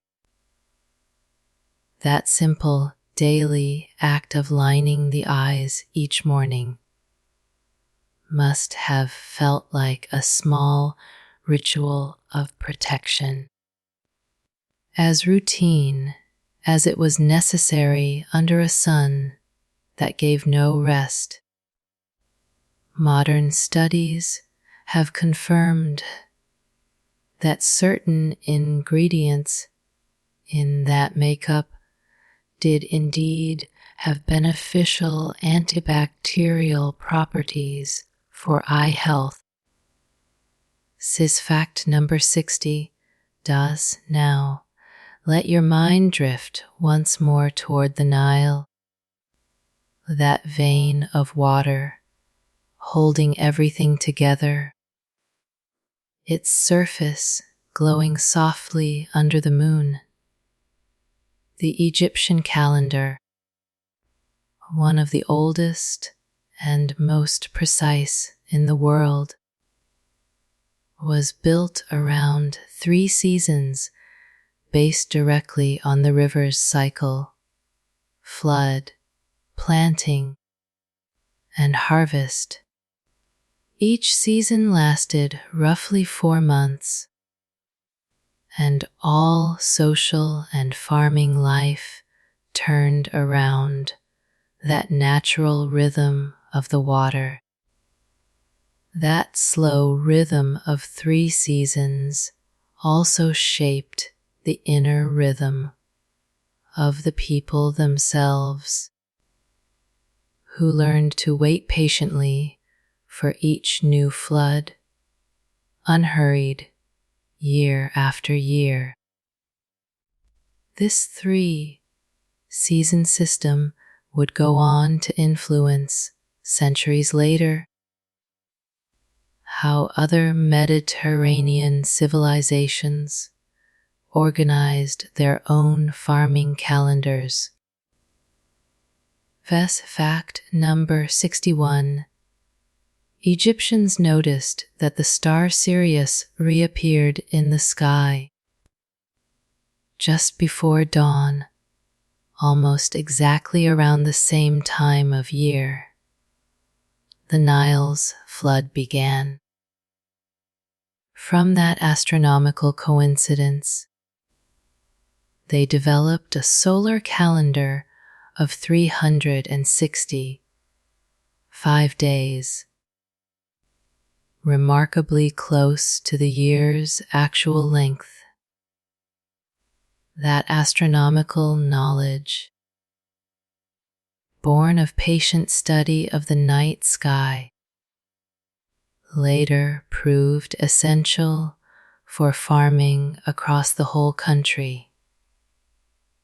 Picture that clear night, with no artificial light at all, thousands of sharp stars over the desert, and a single point of light shining just as the horizon starts to brighten. That patient watching of the night sky, repeated across generations, ended up becoming one of the most useful tools ever created to organize an entire country's life.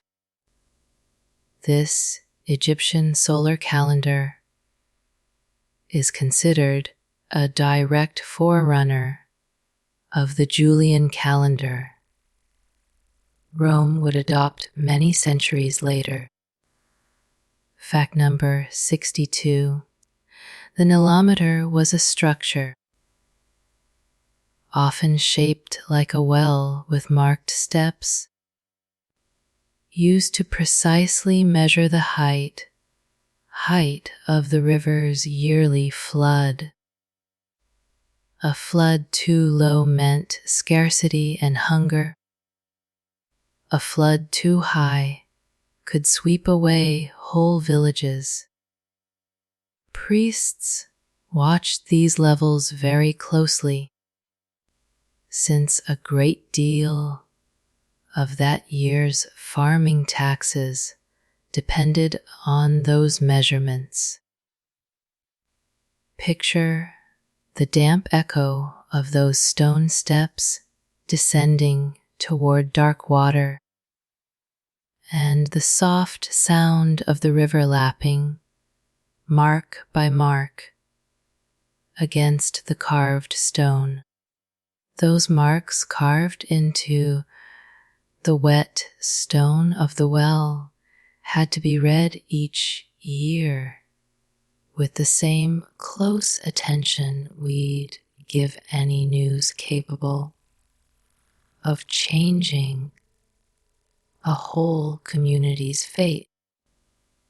Nilometers have been found at various points across the country, from Elephantine to Cairo, each one faithfully recording the river's yearly pulse. Fact number 63. Egyptian trade reached far beyond its own borders.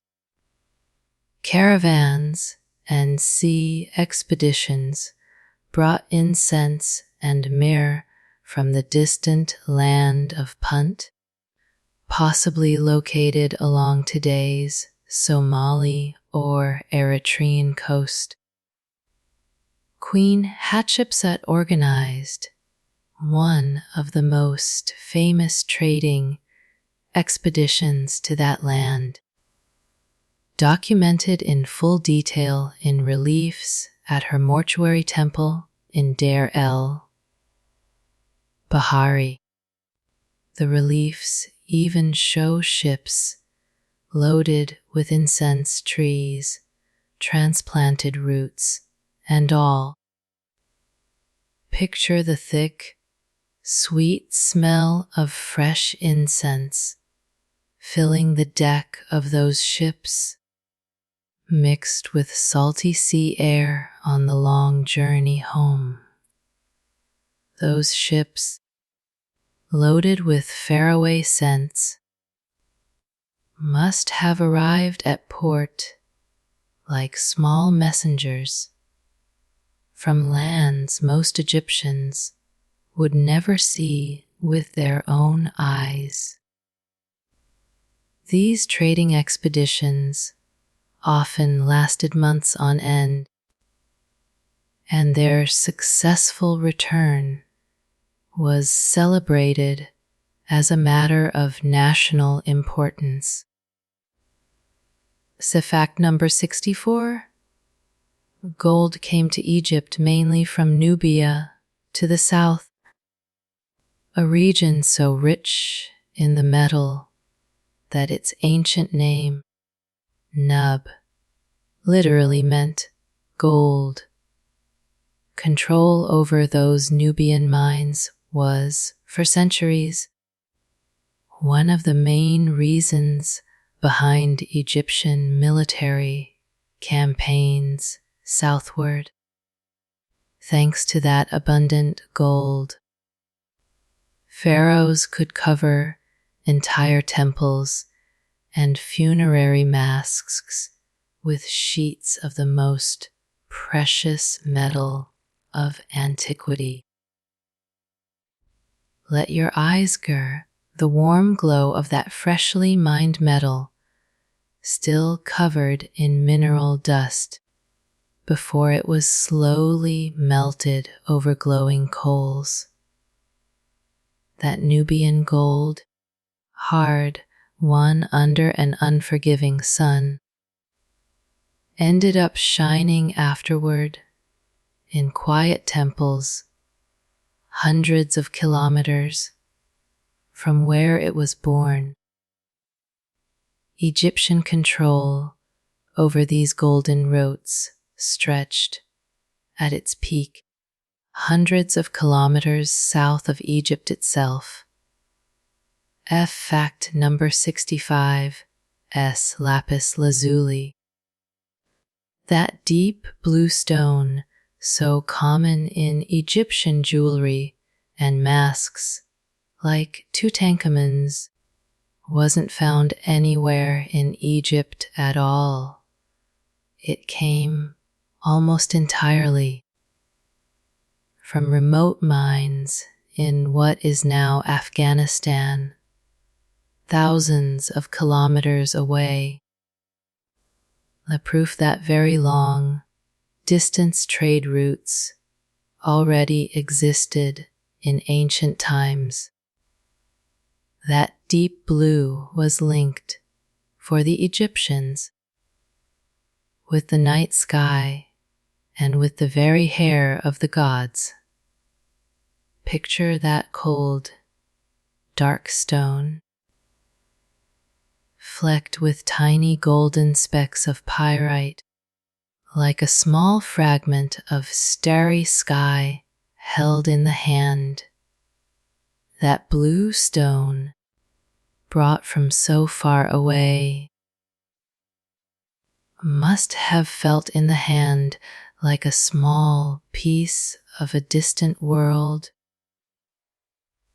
kept with the same care as a precious secret. These trade routes connected Egypt with regions that today span more than half a dozen different countries. As fact number 66. Glass, though not invented by the Egyptians, reached a remarkable artistic level in their hands.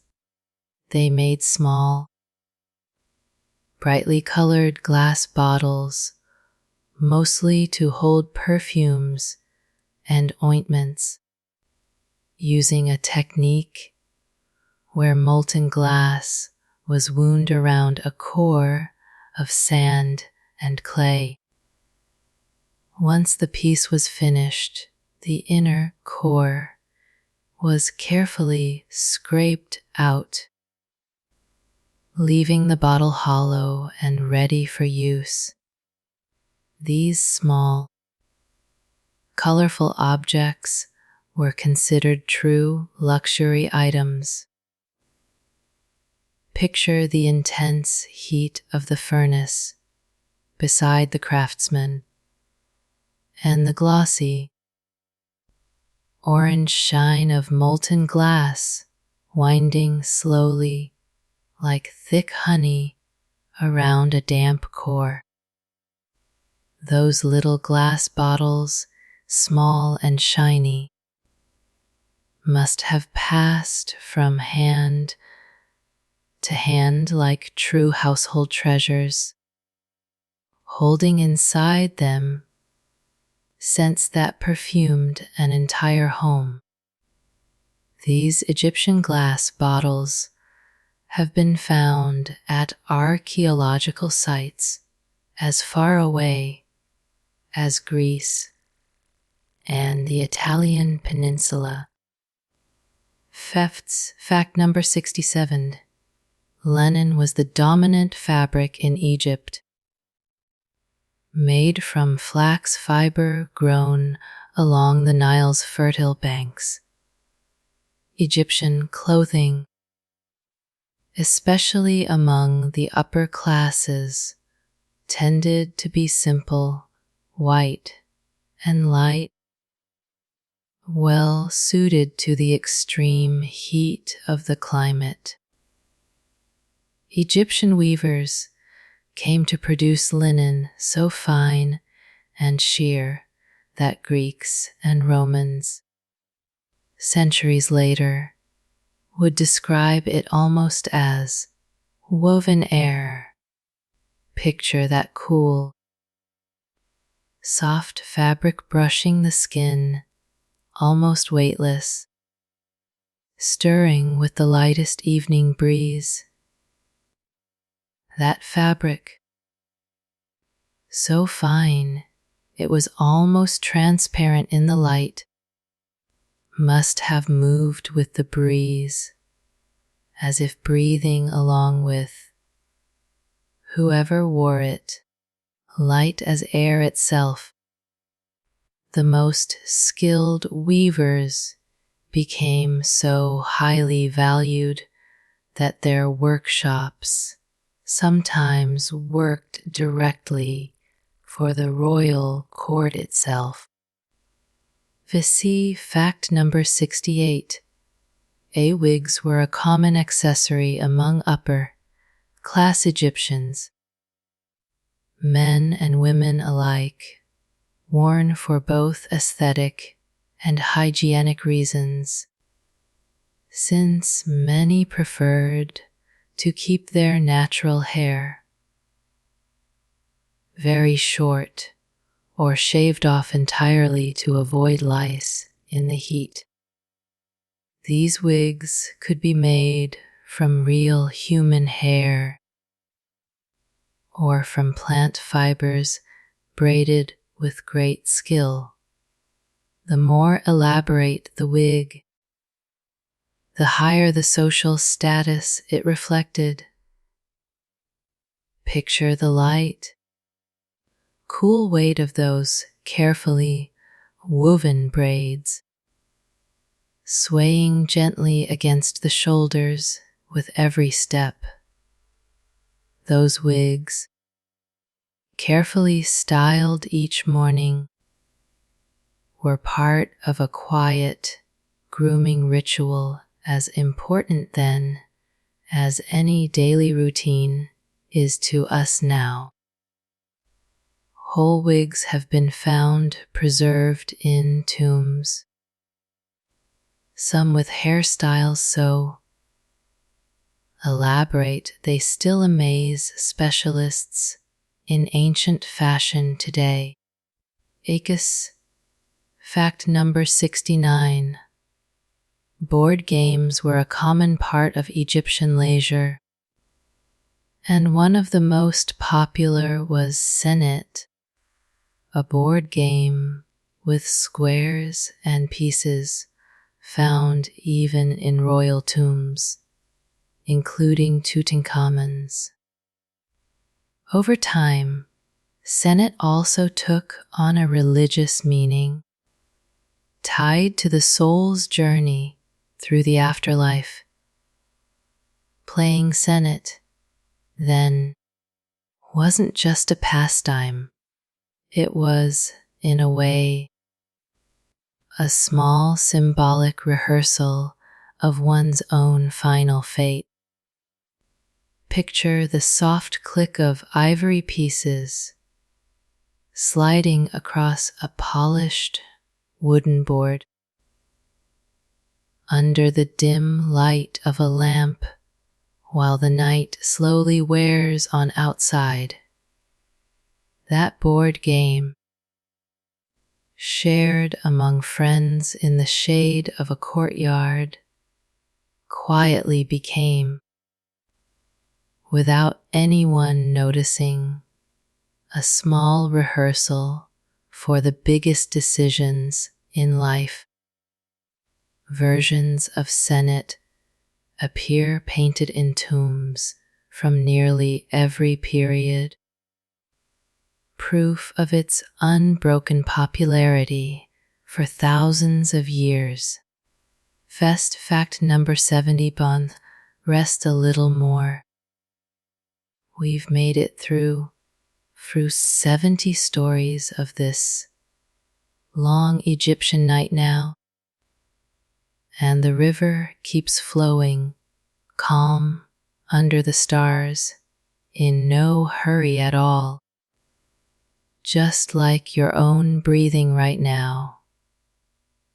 Egyptian children, unlike what many imagine about the ancient world, seem to have enjoyed a fairly carefree childhood, with toys like small wooden animals with movable jaws, rag dolls, and balls made of leather stuffed with straw or husks. Those wooden toys, worn smooth by small hands, tell a simple, tender story that childhood, after all, wasn't so different from any other. Archaeologists have even found small toys with wheels, evidence of the same inventive playfulness found in children of every age. Fact number 71. His family was the core of Egyptian society, and unlike other ancient civilizations, Egyptian women enjoyed remarkably broad legal rights. They could own property, run their own businesses, initiate divorce, and appear before courts on equal footing with men. This didn't mean full social equality by modern standards, but it did mean a level of female independence rarely seen in the ancient world. Picture an Egyptian woman calmly reviewing her own property documents, written on papyrus in the cool shade of her home's courtyard. That legal independence, uncommon for its time, must have felt like a small breath of freedom in an ancient world that rarely granted it to women. These legal rights were recorded in countless contracts and documents that let us reconstruct in detail everyday Egyptian legal life today. Fact number 72. Egyptian marriage didn't require a formal religious ceremony the way we think of one today. It was essentially enough for a couple to start living together under one roof, to be socially recognized as husband and wife.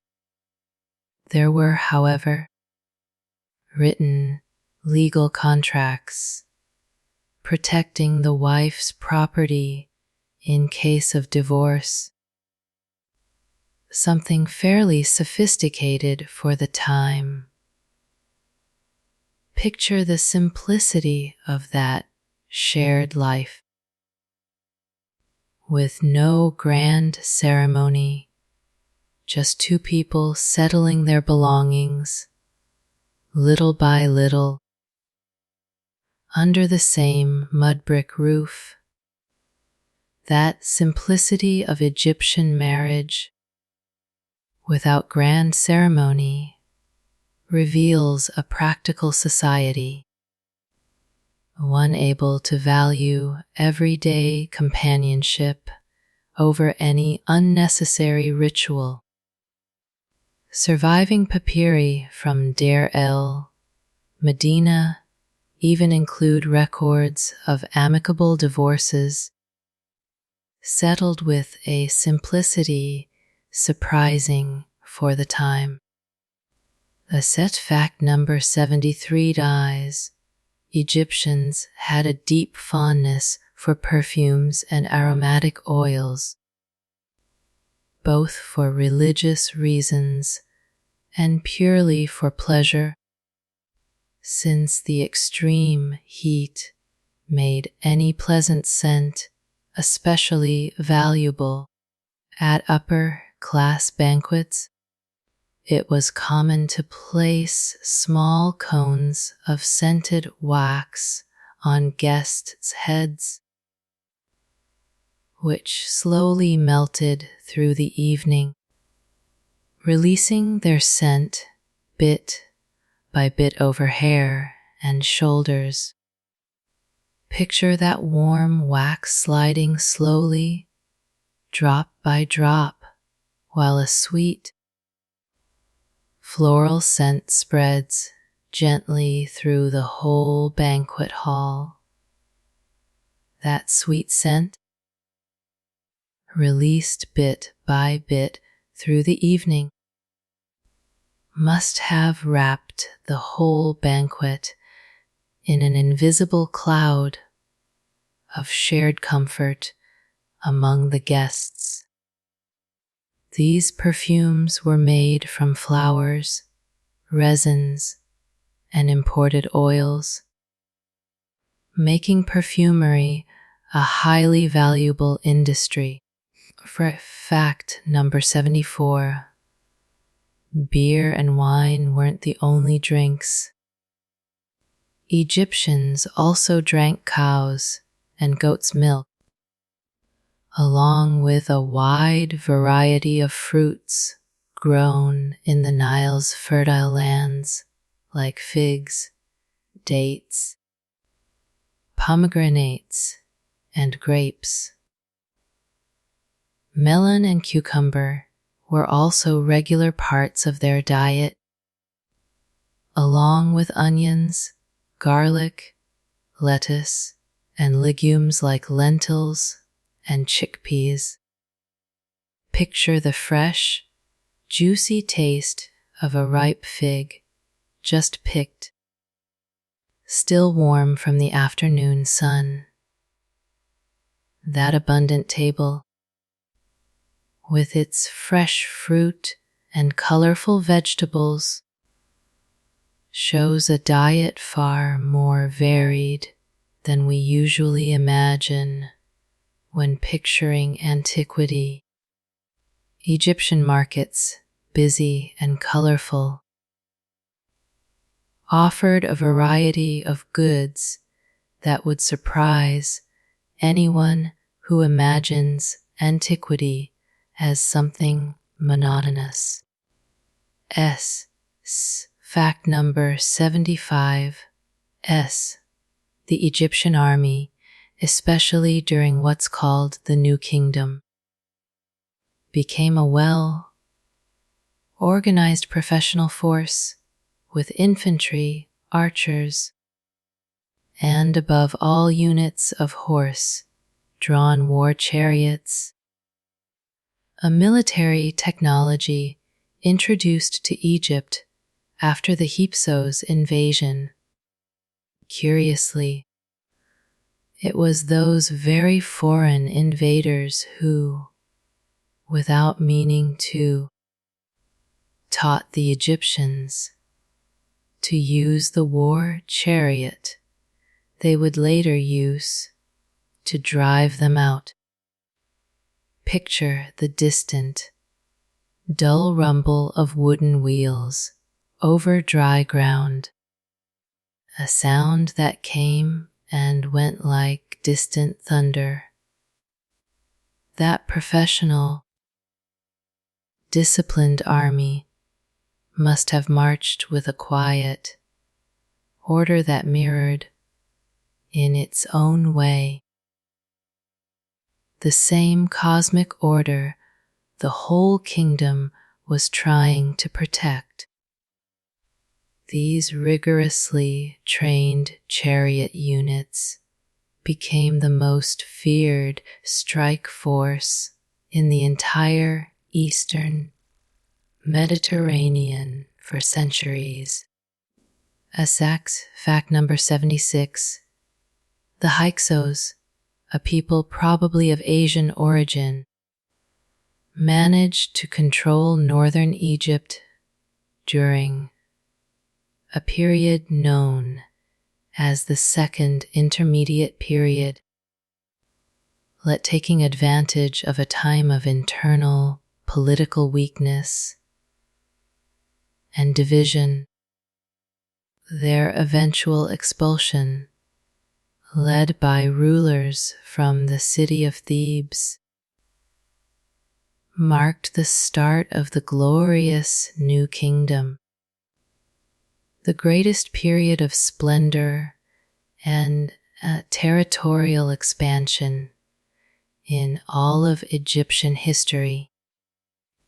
Picture the quiet relief of a country slowly regaining control over its own river and its own land.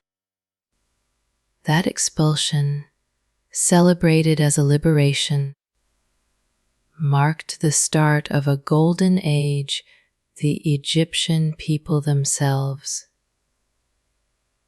would later remember with quiet pride for generations. This period of foreign rule nonetheless left lasting marks on Egypt's own technology and material culture. Fact number 77. Egypt also suffered, centuries later, an invasion by the so-called Sea Peoples, a mysterious confederation of warrior groups that shook the entire Eastern Mediterranean around the year 1200 before our era. The pharaoh Ramesses managed to repel that invasion in a series of naval and land battles, an episode commemorated in great detail in the reliefs of his mortuary temple at Medinet Habu. Picture the distant sound of ship hulls colliding, smoke rising slowly over the delta waters, all of it later carved into silent stone. That naval victory, won against an almost unknown enemy, was carved in painstaking detail in stone, as if Egypt wanted to make sure no one would ever forget that effort. Historians still debate today the exact origin of these mysterious warrior peoples, one of the great enigmas of Mediterranean antiquity. Fact number 78. Tars, The final decline of ancient Egypt as an independent power was slow and gradual, marked by successive invasions from Assyrians, Persians, and finally the arrival of Alexander the Great in the year 332 before our era. Alexander was received, according to the chronicles, almost as a liberator from Persian rule, and founded the city of Alexandria, which would become one of the great cultural centers of the whole ancient world. Picture that windy, bright Mediterranean coast, so different from the dry heat of the interior, welcoming a young conqueror who dreamed of building an eternal city. That arrival of Alexander met almost with relief, quietly marked the start of a new era that would forever blend Greek culture with Egypt's ancient tradition. Alexandria would become, within just a few decades, one of the most cosmopolitan and prosperous cities in the entire ancient world. Fact number 79 dies. After Alexander the Great's death, one of his generals, Ptolemy, established himself as ruler of Egypt, founding the Greek origin Ptolemaic dynasty. Let your eyes grow heavy, which would govern the country for nearly 300 years, all the way to Cleopatra herself. Under this dynasty, the Library of Alexandria became the greatest center of knowledge in the ancient world, holding hundreds of thousands of papyrus scrolls from every known culture. Picture those endless corridors, the dry, dusty smell of thousands of stacked papyrus scrolls, and the low murmur of scholars reading quietly beneath tall windows. That immense library, with its endless corridors of papyrus, represented perhaps the most ambitious dream ever imagined by a civilization to gather under one roof all the knowledge of the known world. Under the Ptolemies, Alexandria welcomed astronomers, mathematicians, and philosophers from across the Mediterranean, cementing itself as the intellectual capital of the known world. Fact number 80 die. Let your mind rest a moment on the calm waters of the harbor at Alexandria.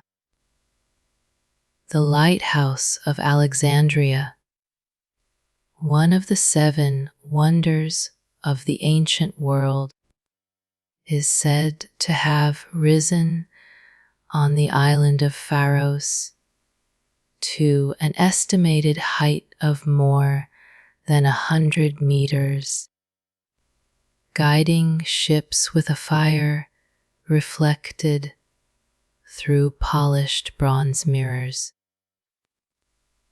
It stood for more than 1,000 years, until a series of earthquakes finally brought it down in the Middle Ages.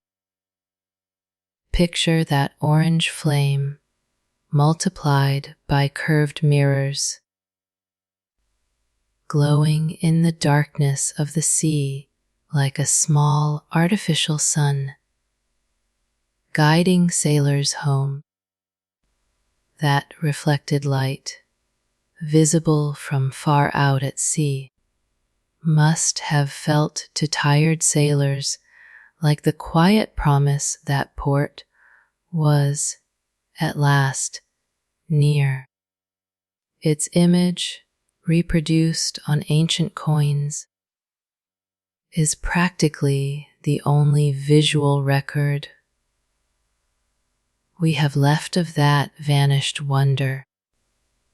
Let's continue very slowly toward the end of our journey with a few stranger, lesser known facts, while sleep begins to draw near, layer upon layer, like sand slowly covering any footprint left in the desert. Fact number 81. Say Egypt is the source of one of the earliest documented peace treaties, but also, curiously, one of the earliest recorded labor strikes in history.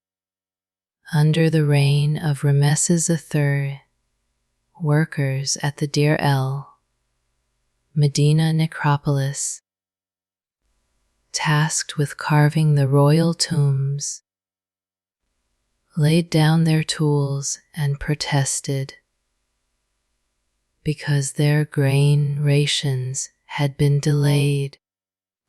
That peaceful strike, recorded on papyri, ended with the authorities resolving their demands. Picture the sudden hush of chisels falling still, one after another, in a valley that, until then, had known only the constant sound of work. That peaceful protest settled without any violence,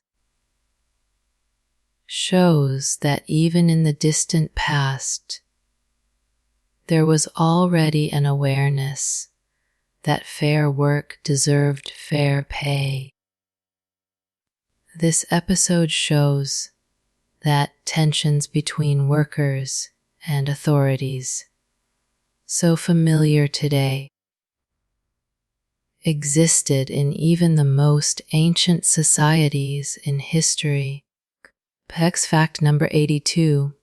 Deir El Medina was, in fact, a special village built to house the skilled artisans and workers who decorated the tombs in the Valley of the Kings. Thanks to their unusually high literacy, rare among ordinary workers, they left behind an extraordinarily detailed written record of their daily lives, including gossip, neighborly disputes, and even love letters, which today let us know almost intimately how ordinary people lived in ancient Egypt. Picture those mud brick houses packed close together, the warm murmur of neighbors chatting at dusk, as human and familiar as any quiet street today. Those letters and bits of gossip, preserved purely by the dry climate's luck, give us today the strange, beautiful feeling of hearing, almost in whispers, voices from more than 3,000 years ago. Many of these documents, written on pottery fragments called ostraca, survived precisely because they were seen as too ordinary to bother destroying. Fact number 83. Egyptians celebrated numerous religious festivals throughout the year, some lasting several days in a row and involving plenty of food, drink, and music for the whole population. The Festival of Opet in Thebes celebrated the symbolic journey of the god Amun's statue between temples, carried in procession with great pomp, while crowds celebrated in the streets. Picture the warmth of lit torches, the smell of food shared in the streets, and the distant sound of drums setting the slow pace of the procession. That crowd celebrating in the streets must have felt during those festival days that the god himself was walking among them, close and reachable in a way he rarely was the rest of the year. These religious celebrations also shaped Egypt's social calendar, giving rhythm and shared joy to the life of the whole country. Esri, fact number 84. Music held a central place in Egyptian life, with instruments like the harp, the flute, the sistrum, a kind of sacred rattle tied to the goddess Hathor, and various types of drums. Musicians, often women, performed both in solemn religious settings and at private banquets for pure entertainment, also accompanying dancers at festive celebrations. Picture the soft, metallic jingle of a sistrum shaking gently, an almost hypnotic sound, much like the one carrying you towards sleep right now. That music, rising softly among stone columns, must have accompanied both the most solemn and the most joyful moments of Egyptian life. One shared language for heaven and for earth alike. Instruments similar to the Egyptian sistrum appear in other Mediterranean cultures too, proof of how far ancient musical traditions traveled. A sixth fact number 85. As beer and wine weren't the only important offerings. The Nile itself received symbolic offerings during its yearly flood in honor of the god Hapi, shown as a full, bellied figure symbolizing fertility and abundance. Unlike almost every other Egyptian god, Hapi was shown without a clear gender, blending masculine and feminine features as a reflection of his fertile, generous nature. Picture those offerings floating slowly across the dark surface of the river, drifting away with the current toward the horizon, Those simple offerings, given humbly to the current, expressed quiet gratitude toward a river that, year after year, kept sustaining the whole country's life. These river offerings went alongside processions and festivals dedicated to Hapi, held especially during the flood months. Fact number 86.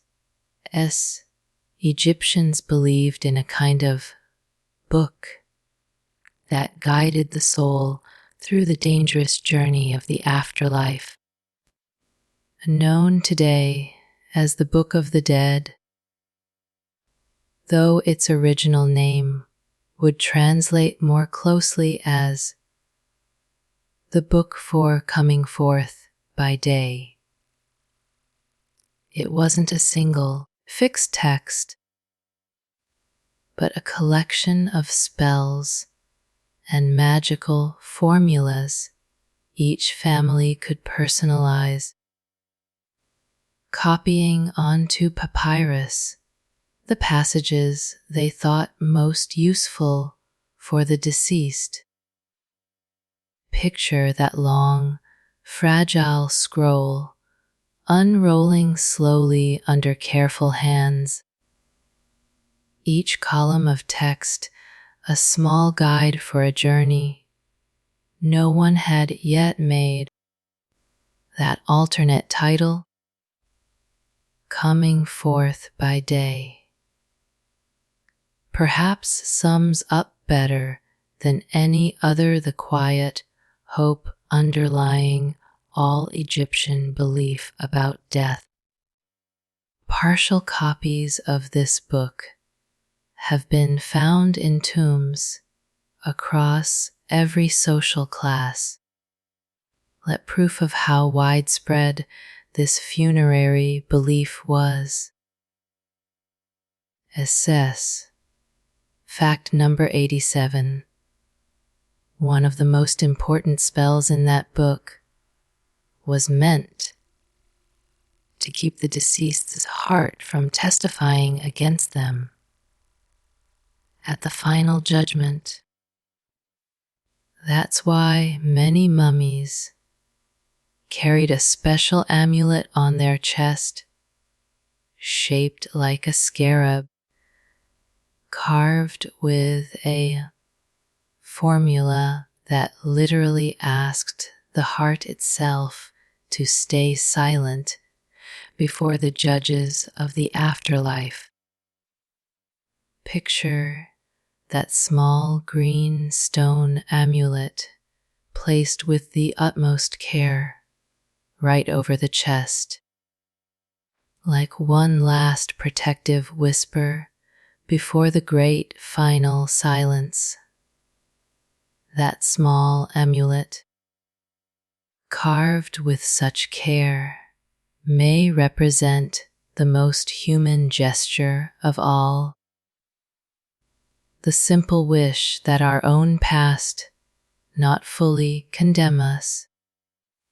These scarab-shaped amulets were made in specialized workshops, each one carefully engraved by craftsmen devoted entirely to this trade. We see fact number 88. The god Anubis, shown with the head of a jackal, was the guardian of the necropolis, overseeing the delicate mummification process and the weighing of the heart at the final judgment. Curiously, his connection to jackals is thought to have come from the fact that these animals often prowled around desert cemeteries, and rather than fear them, Egyptians chose attempt to turn them into symbolic protectors of the dead. Picture the distant howl of a jackal at nightfall, a sound that, instead of fear, brought Egyptians the comfort of knowing their dead were being watched over. That transformation of fear into devotion says a lot about Egyptian wisdom, turning what is feared into something instead learned and revered.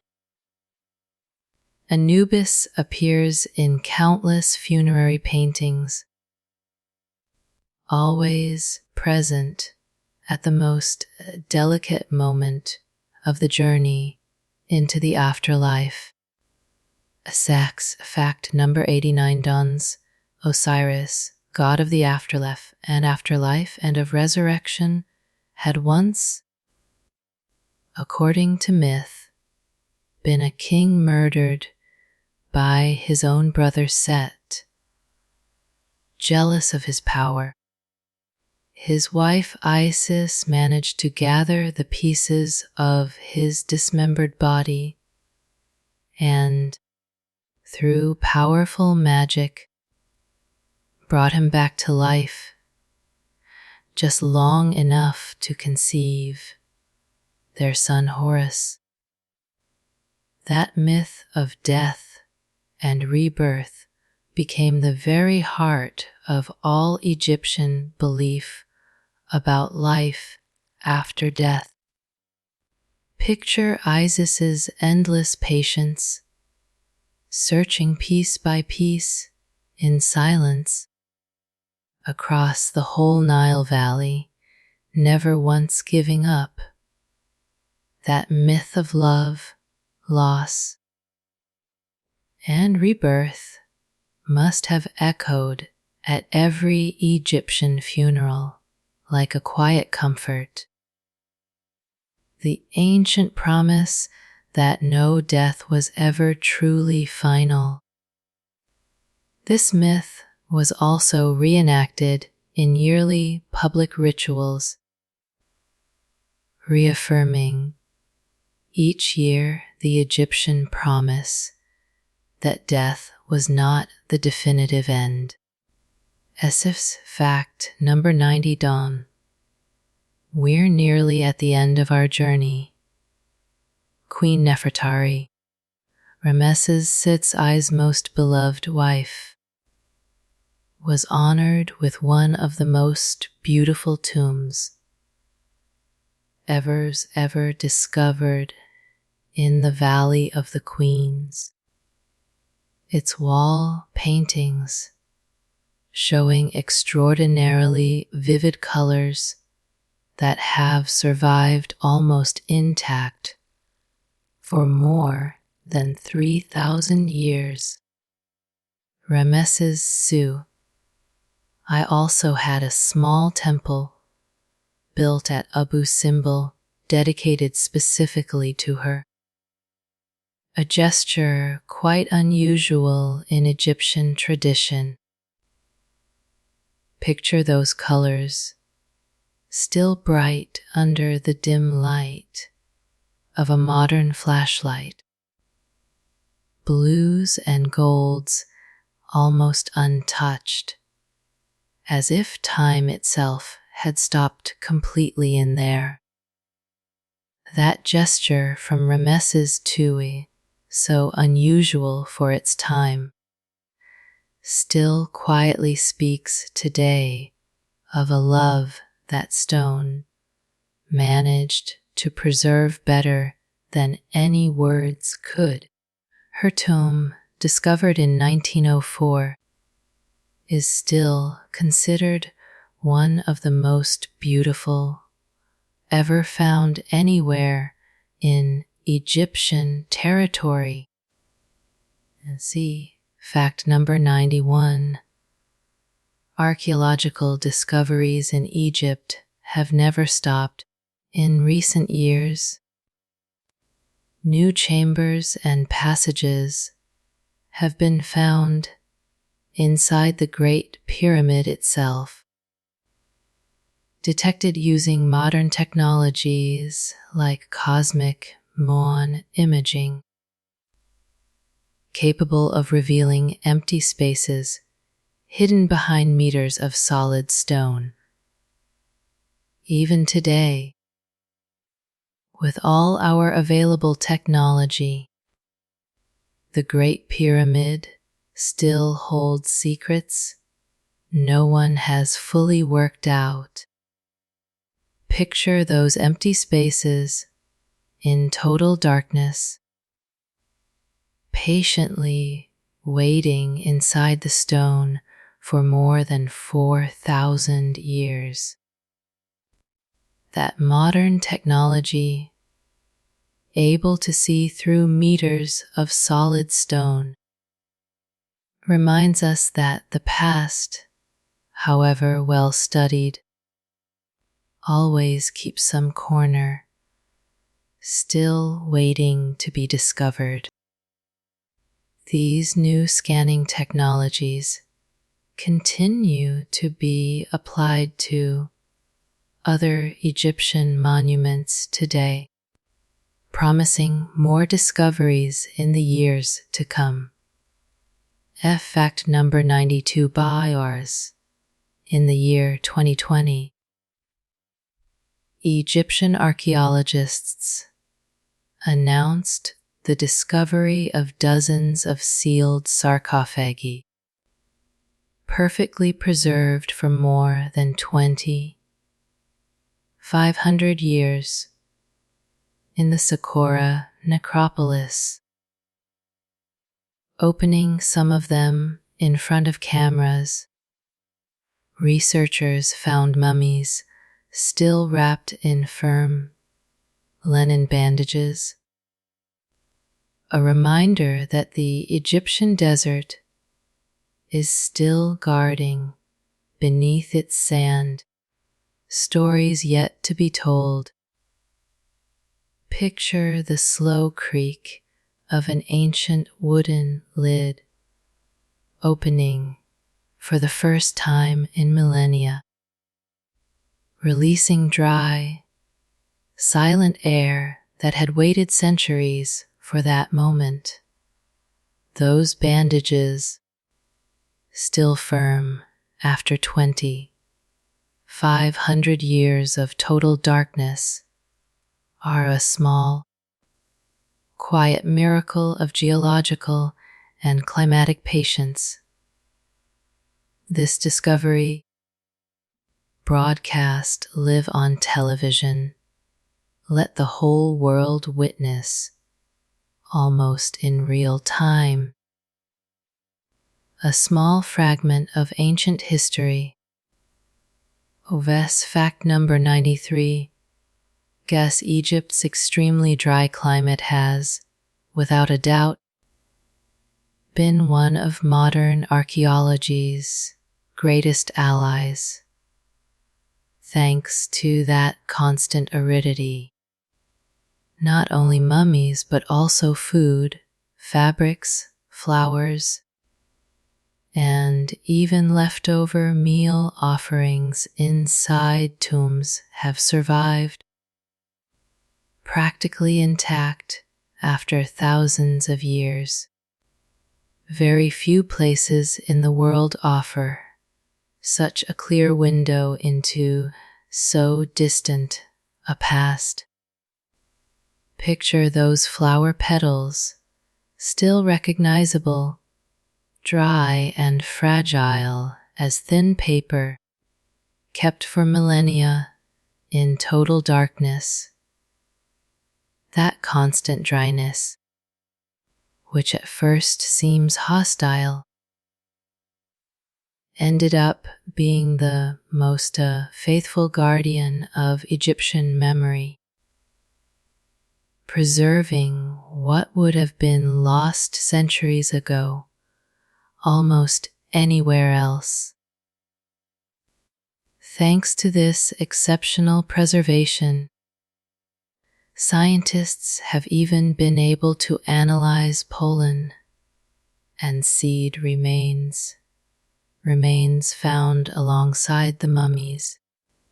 Fact number 94. Ancient Egyptians already practiced an early form of dentistry, and teeth have been found bound together with small threads of gold, possibly to stabilize loose teeth. Records also exist of remedies for toothaches, and given how common dental wear was from sand mixed into bread, oral problems were likely a regular nuisance in daily Egyptian life. Picture that golden thread, thin and cold, carefully wound around a tooth, a small act of personal care repeated, perhaps thousands of times across the whole kingdom.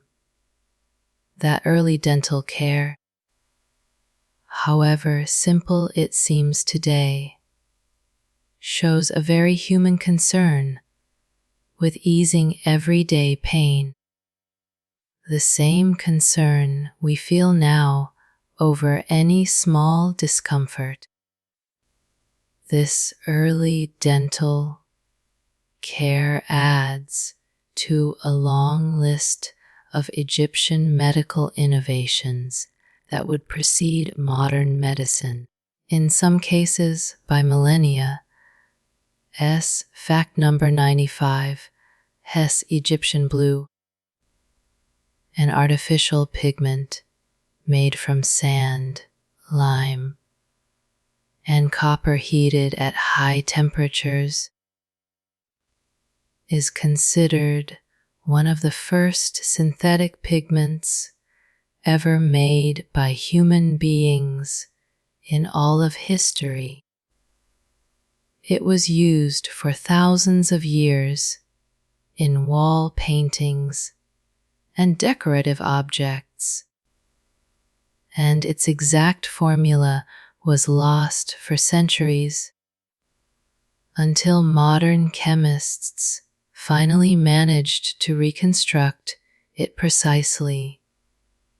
Picture that deep, glowing blue, almost vibrant under sunlight, covering painted skies on cold stone ceilings. That lost and later recovered formula reminds us that even the most precise knowledge can fade for centuries, waiting patiently for someone to rediscover it. This pigment has also been found on Egyptian objects exported to Crete and other regions of the ancient Mediterranean. Fact number 96. Egyptians linked different colors to very specific meanings. Green stood for rebirth and fertile growth. Red symbolized both power and chaos or danger. And gold was reserved almost exclusively to represent the imperishable skin of the gods themselves.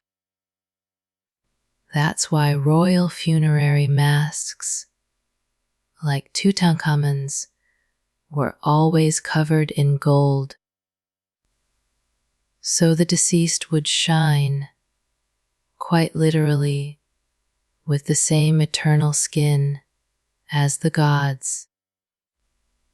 Picture that gold catching the last light of sunset, gold upon gold, as if the pharaoh's own skin were soaking up the sun. One last time. That carefully thought Out-color symbolism ran through every corner of Egyptian art, a silent language that everyone in their time knew how to read without words. This system of symbolic colors would go on to influence, centuries later, how other ancient cultures understood the visual meaning of color as well. Fact number 97, the Nile itself, with its predictable yearly rhythm for thousands of years,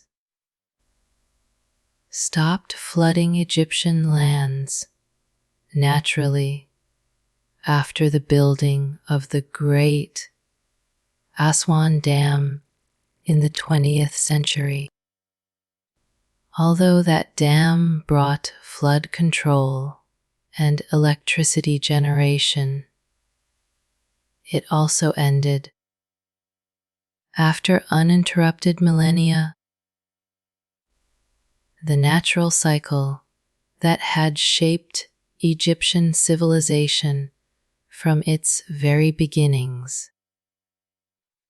Picture that last natural layer of fertile silt laid down one final time on a bank that had repeated the same quiet gesture every year for millennia.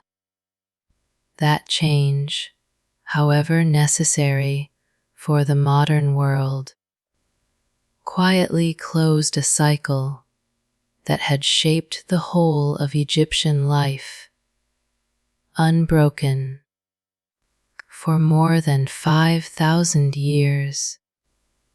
This environmental shift is studied today as an early example of how modern engineering can reshape, for better and worse, an ancient landscape. Fact number 98. Many words we use today have their origin, surprisingly, in ancient Egypt. The word Egypt itself comes, by some accounts, from the Greek name for the city of Memphis, while the word chemistry may derive from Kemet, that ancient name Egyptians gave their own black, fertile land. The echo of that civilization is still, even now, present in our own language, though we almost never notice it. Picture those ancient syllables, gently reshaped over thousands of years, traveling from mouth to mouth until they reach almost unrecognizable this very night. Those ancient words, transformed almost beyond recognition, still travel from mouth to mouth today, even though no one, most of the time, remembers where they really came from.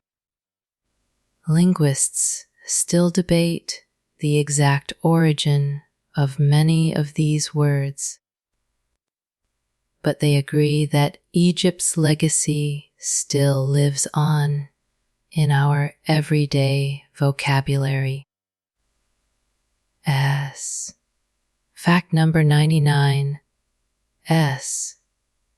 Even though ancient Egypt as an independent civilization stopped existing more than 2,000 years ago, its influence never really disappeared.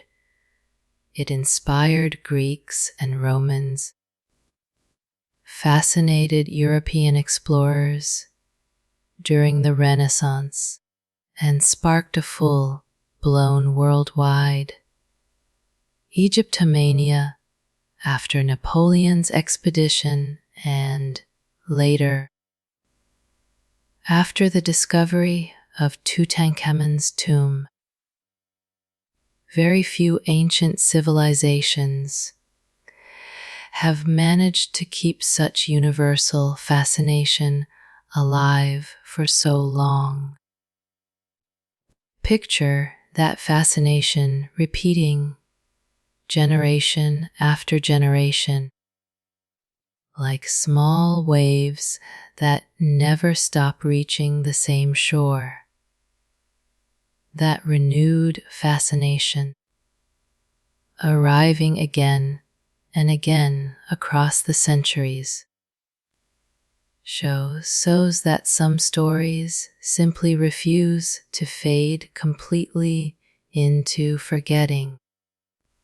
Museums around the world still welcome, every year, millions of visitors eager to glimpse, even from a distance, a fragment of that ancient splendor.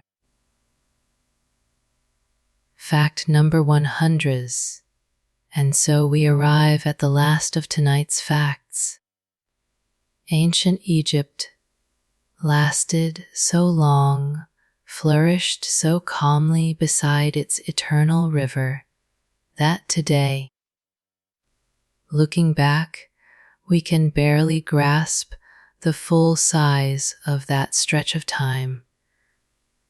And yet, there it still is, silent beneath the sand and the stars, patiently waiting for someone like you tonight. Let to pause for a moment and listen to its story before drifting off to sleep.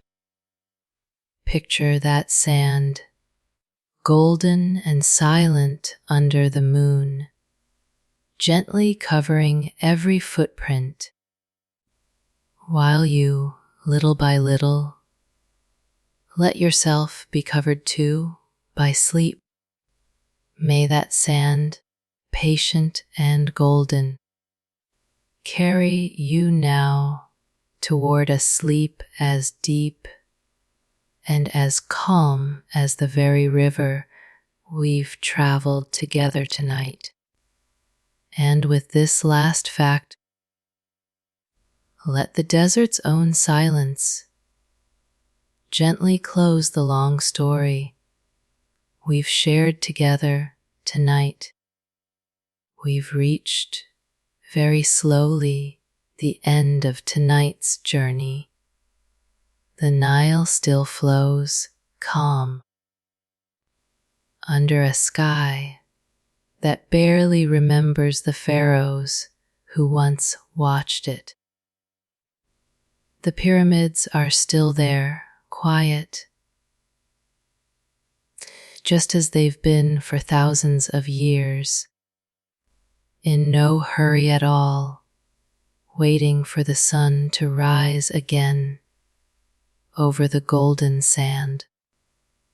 The wind keeps shifting, grain by grain. The same dunes that already existed when Khufu dreamed of his pyramid, and it will go on shifting them long after tonight, long after all of us. You don't need to remember any name, any date, any fact we've shared tonight. Just let your body, heavy now against the bed, sink a little deeper into sleep. Layer after layer, like the fertile silt the river leaves every year on that same patient shore. Ancient Egypt will still be here, waiting, silent under its starry sky, the next time you want to visit it again.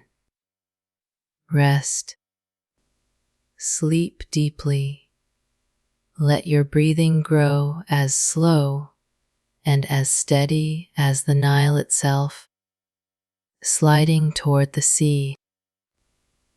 And may you have tonight the most peaceful dreams in the world.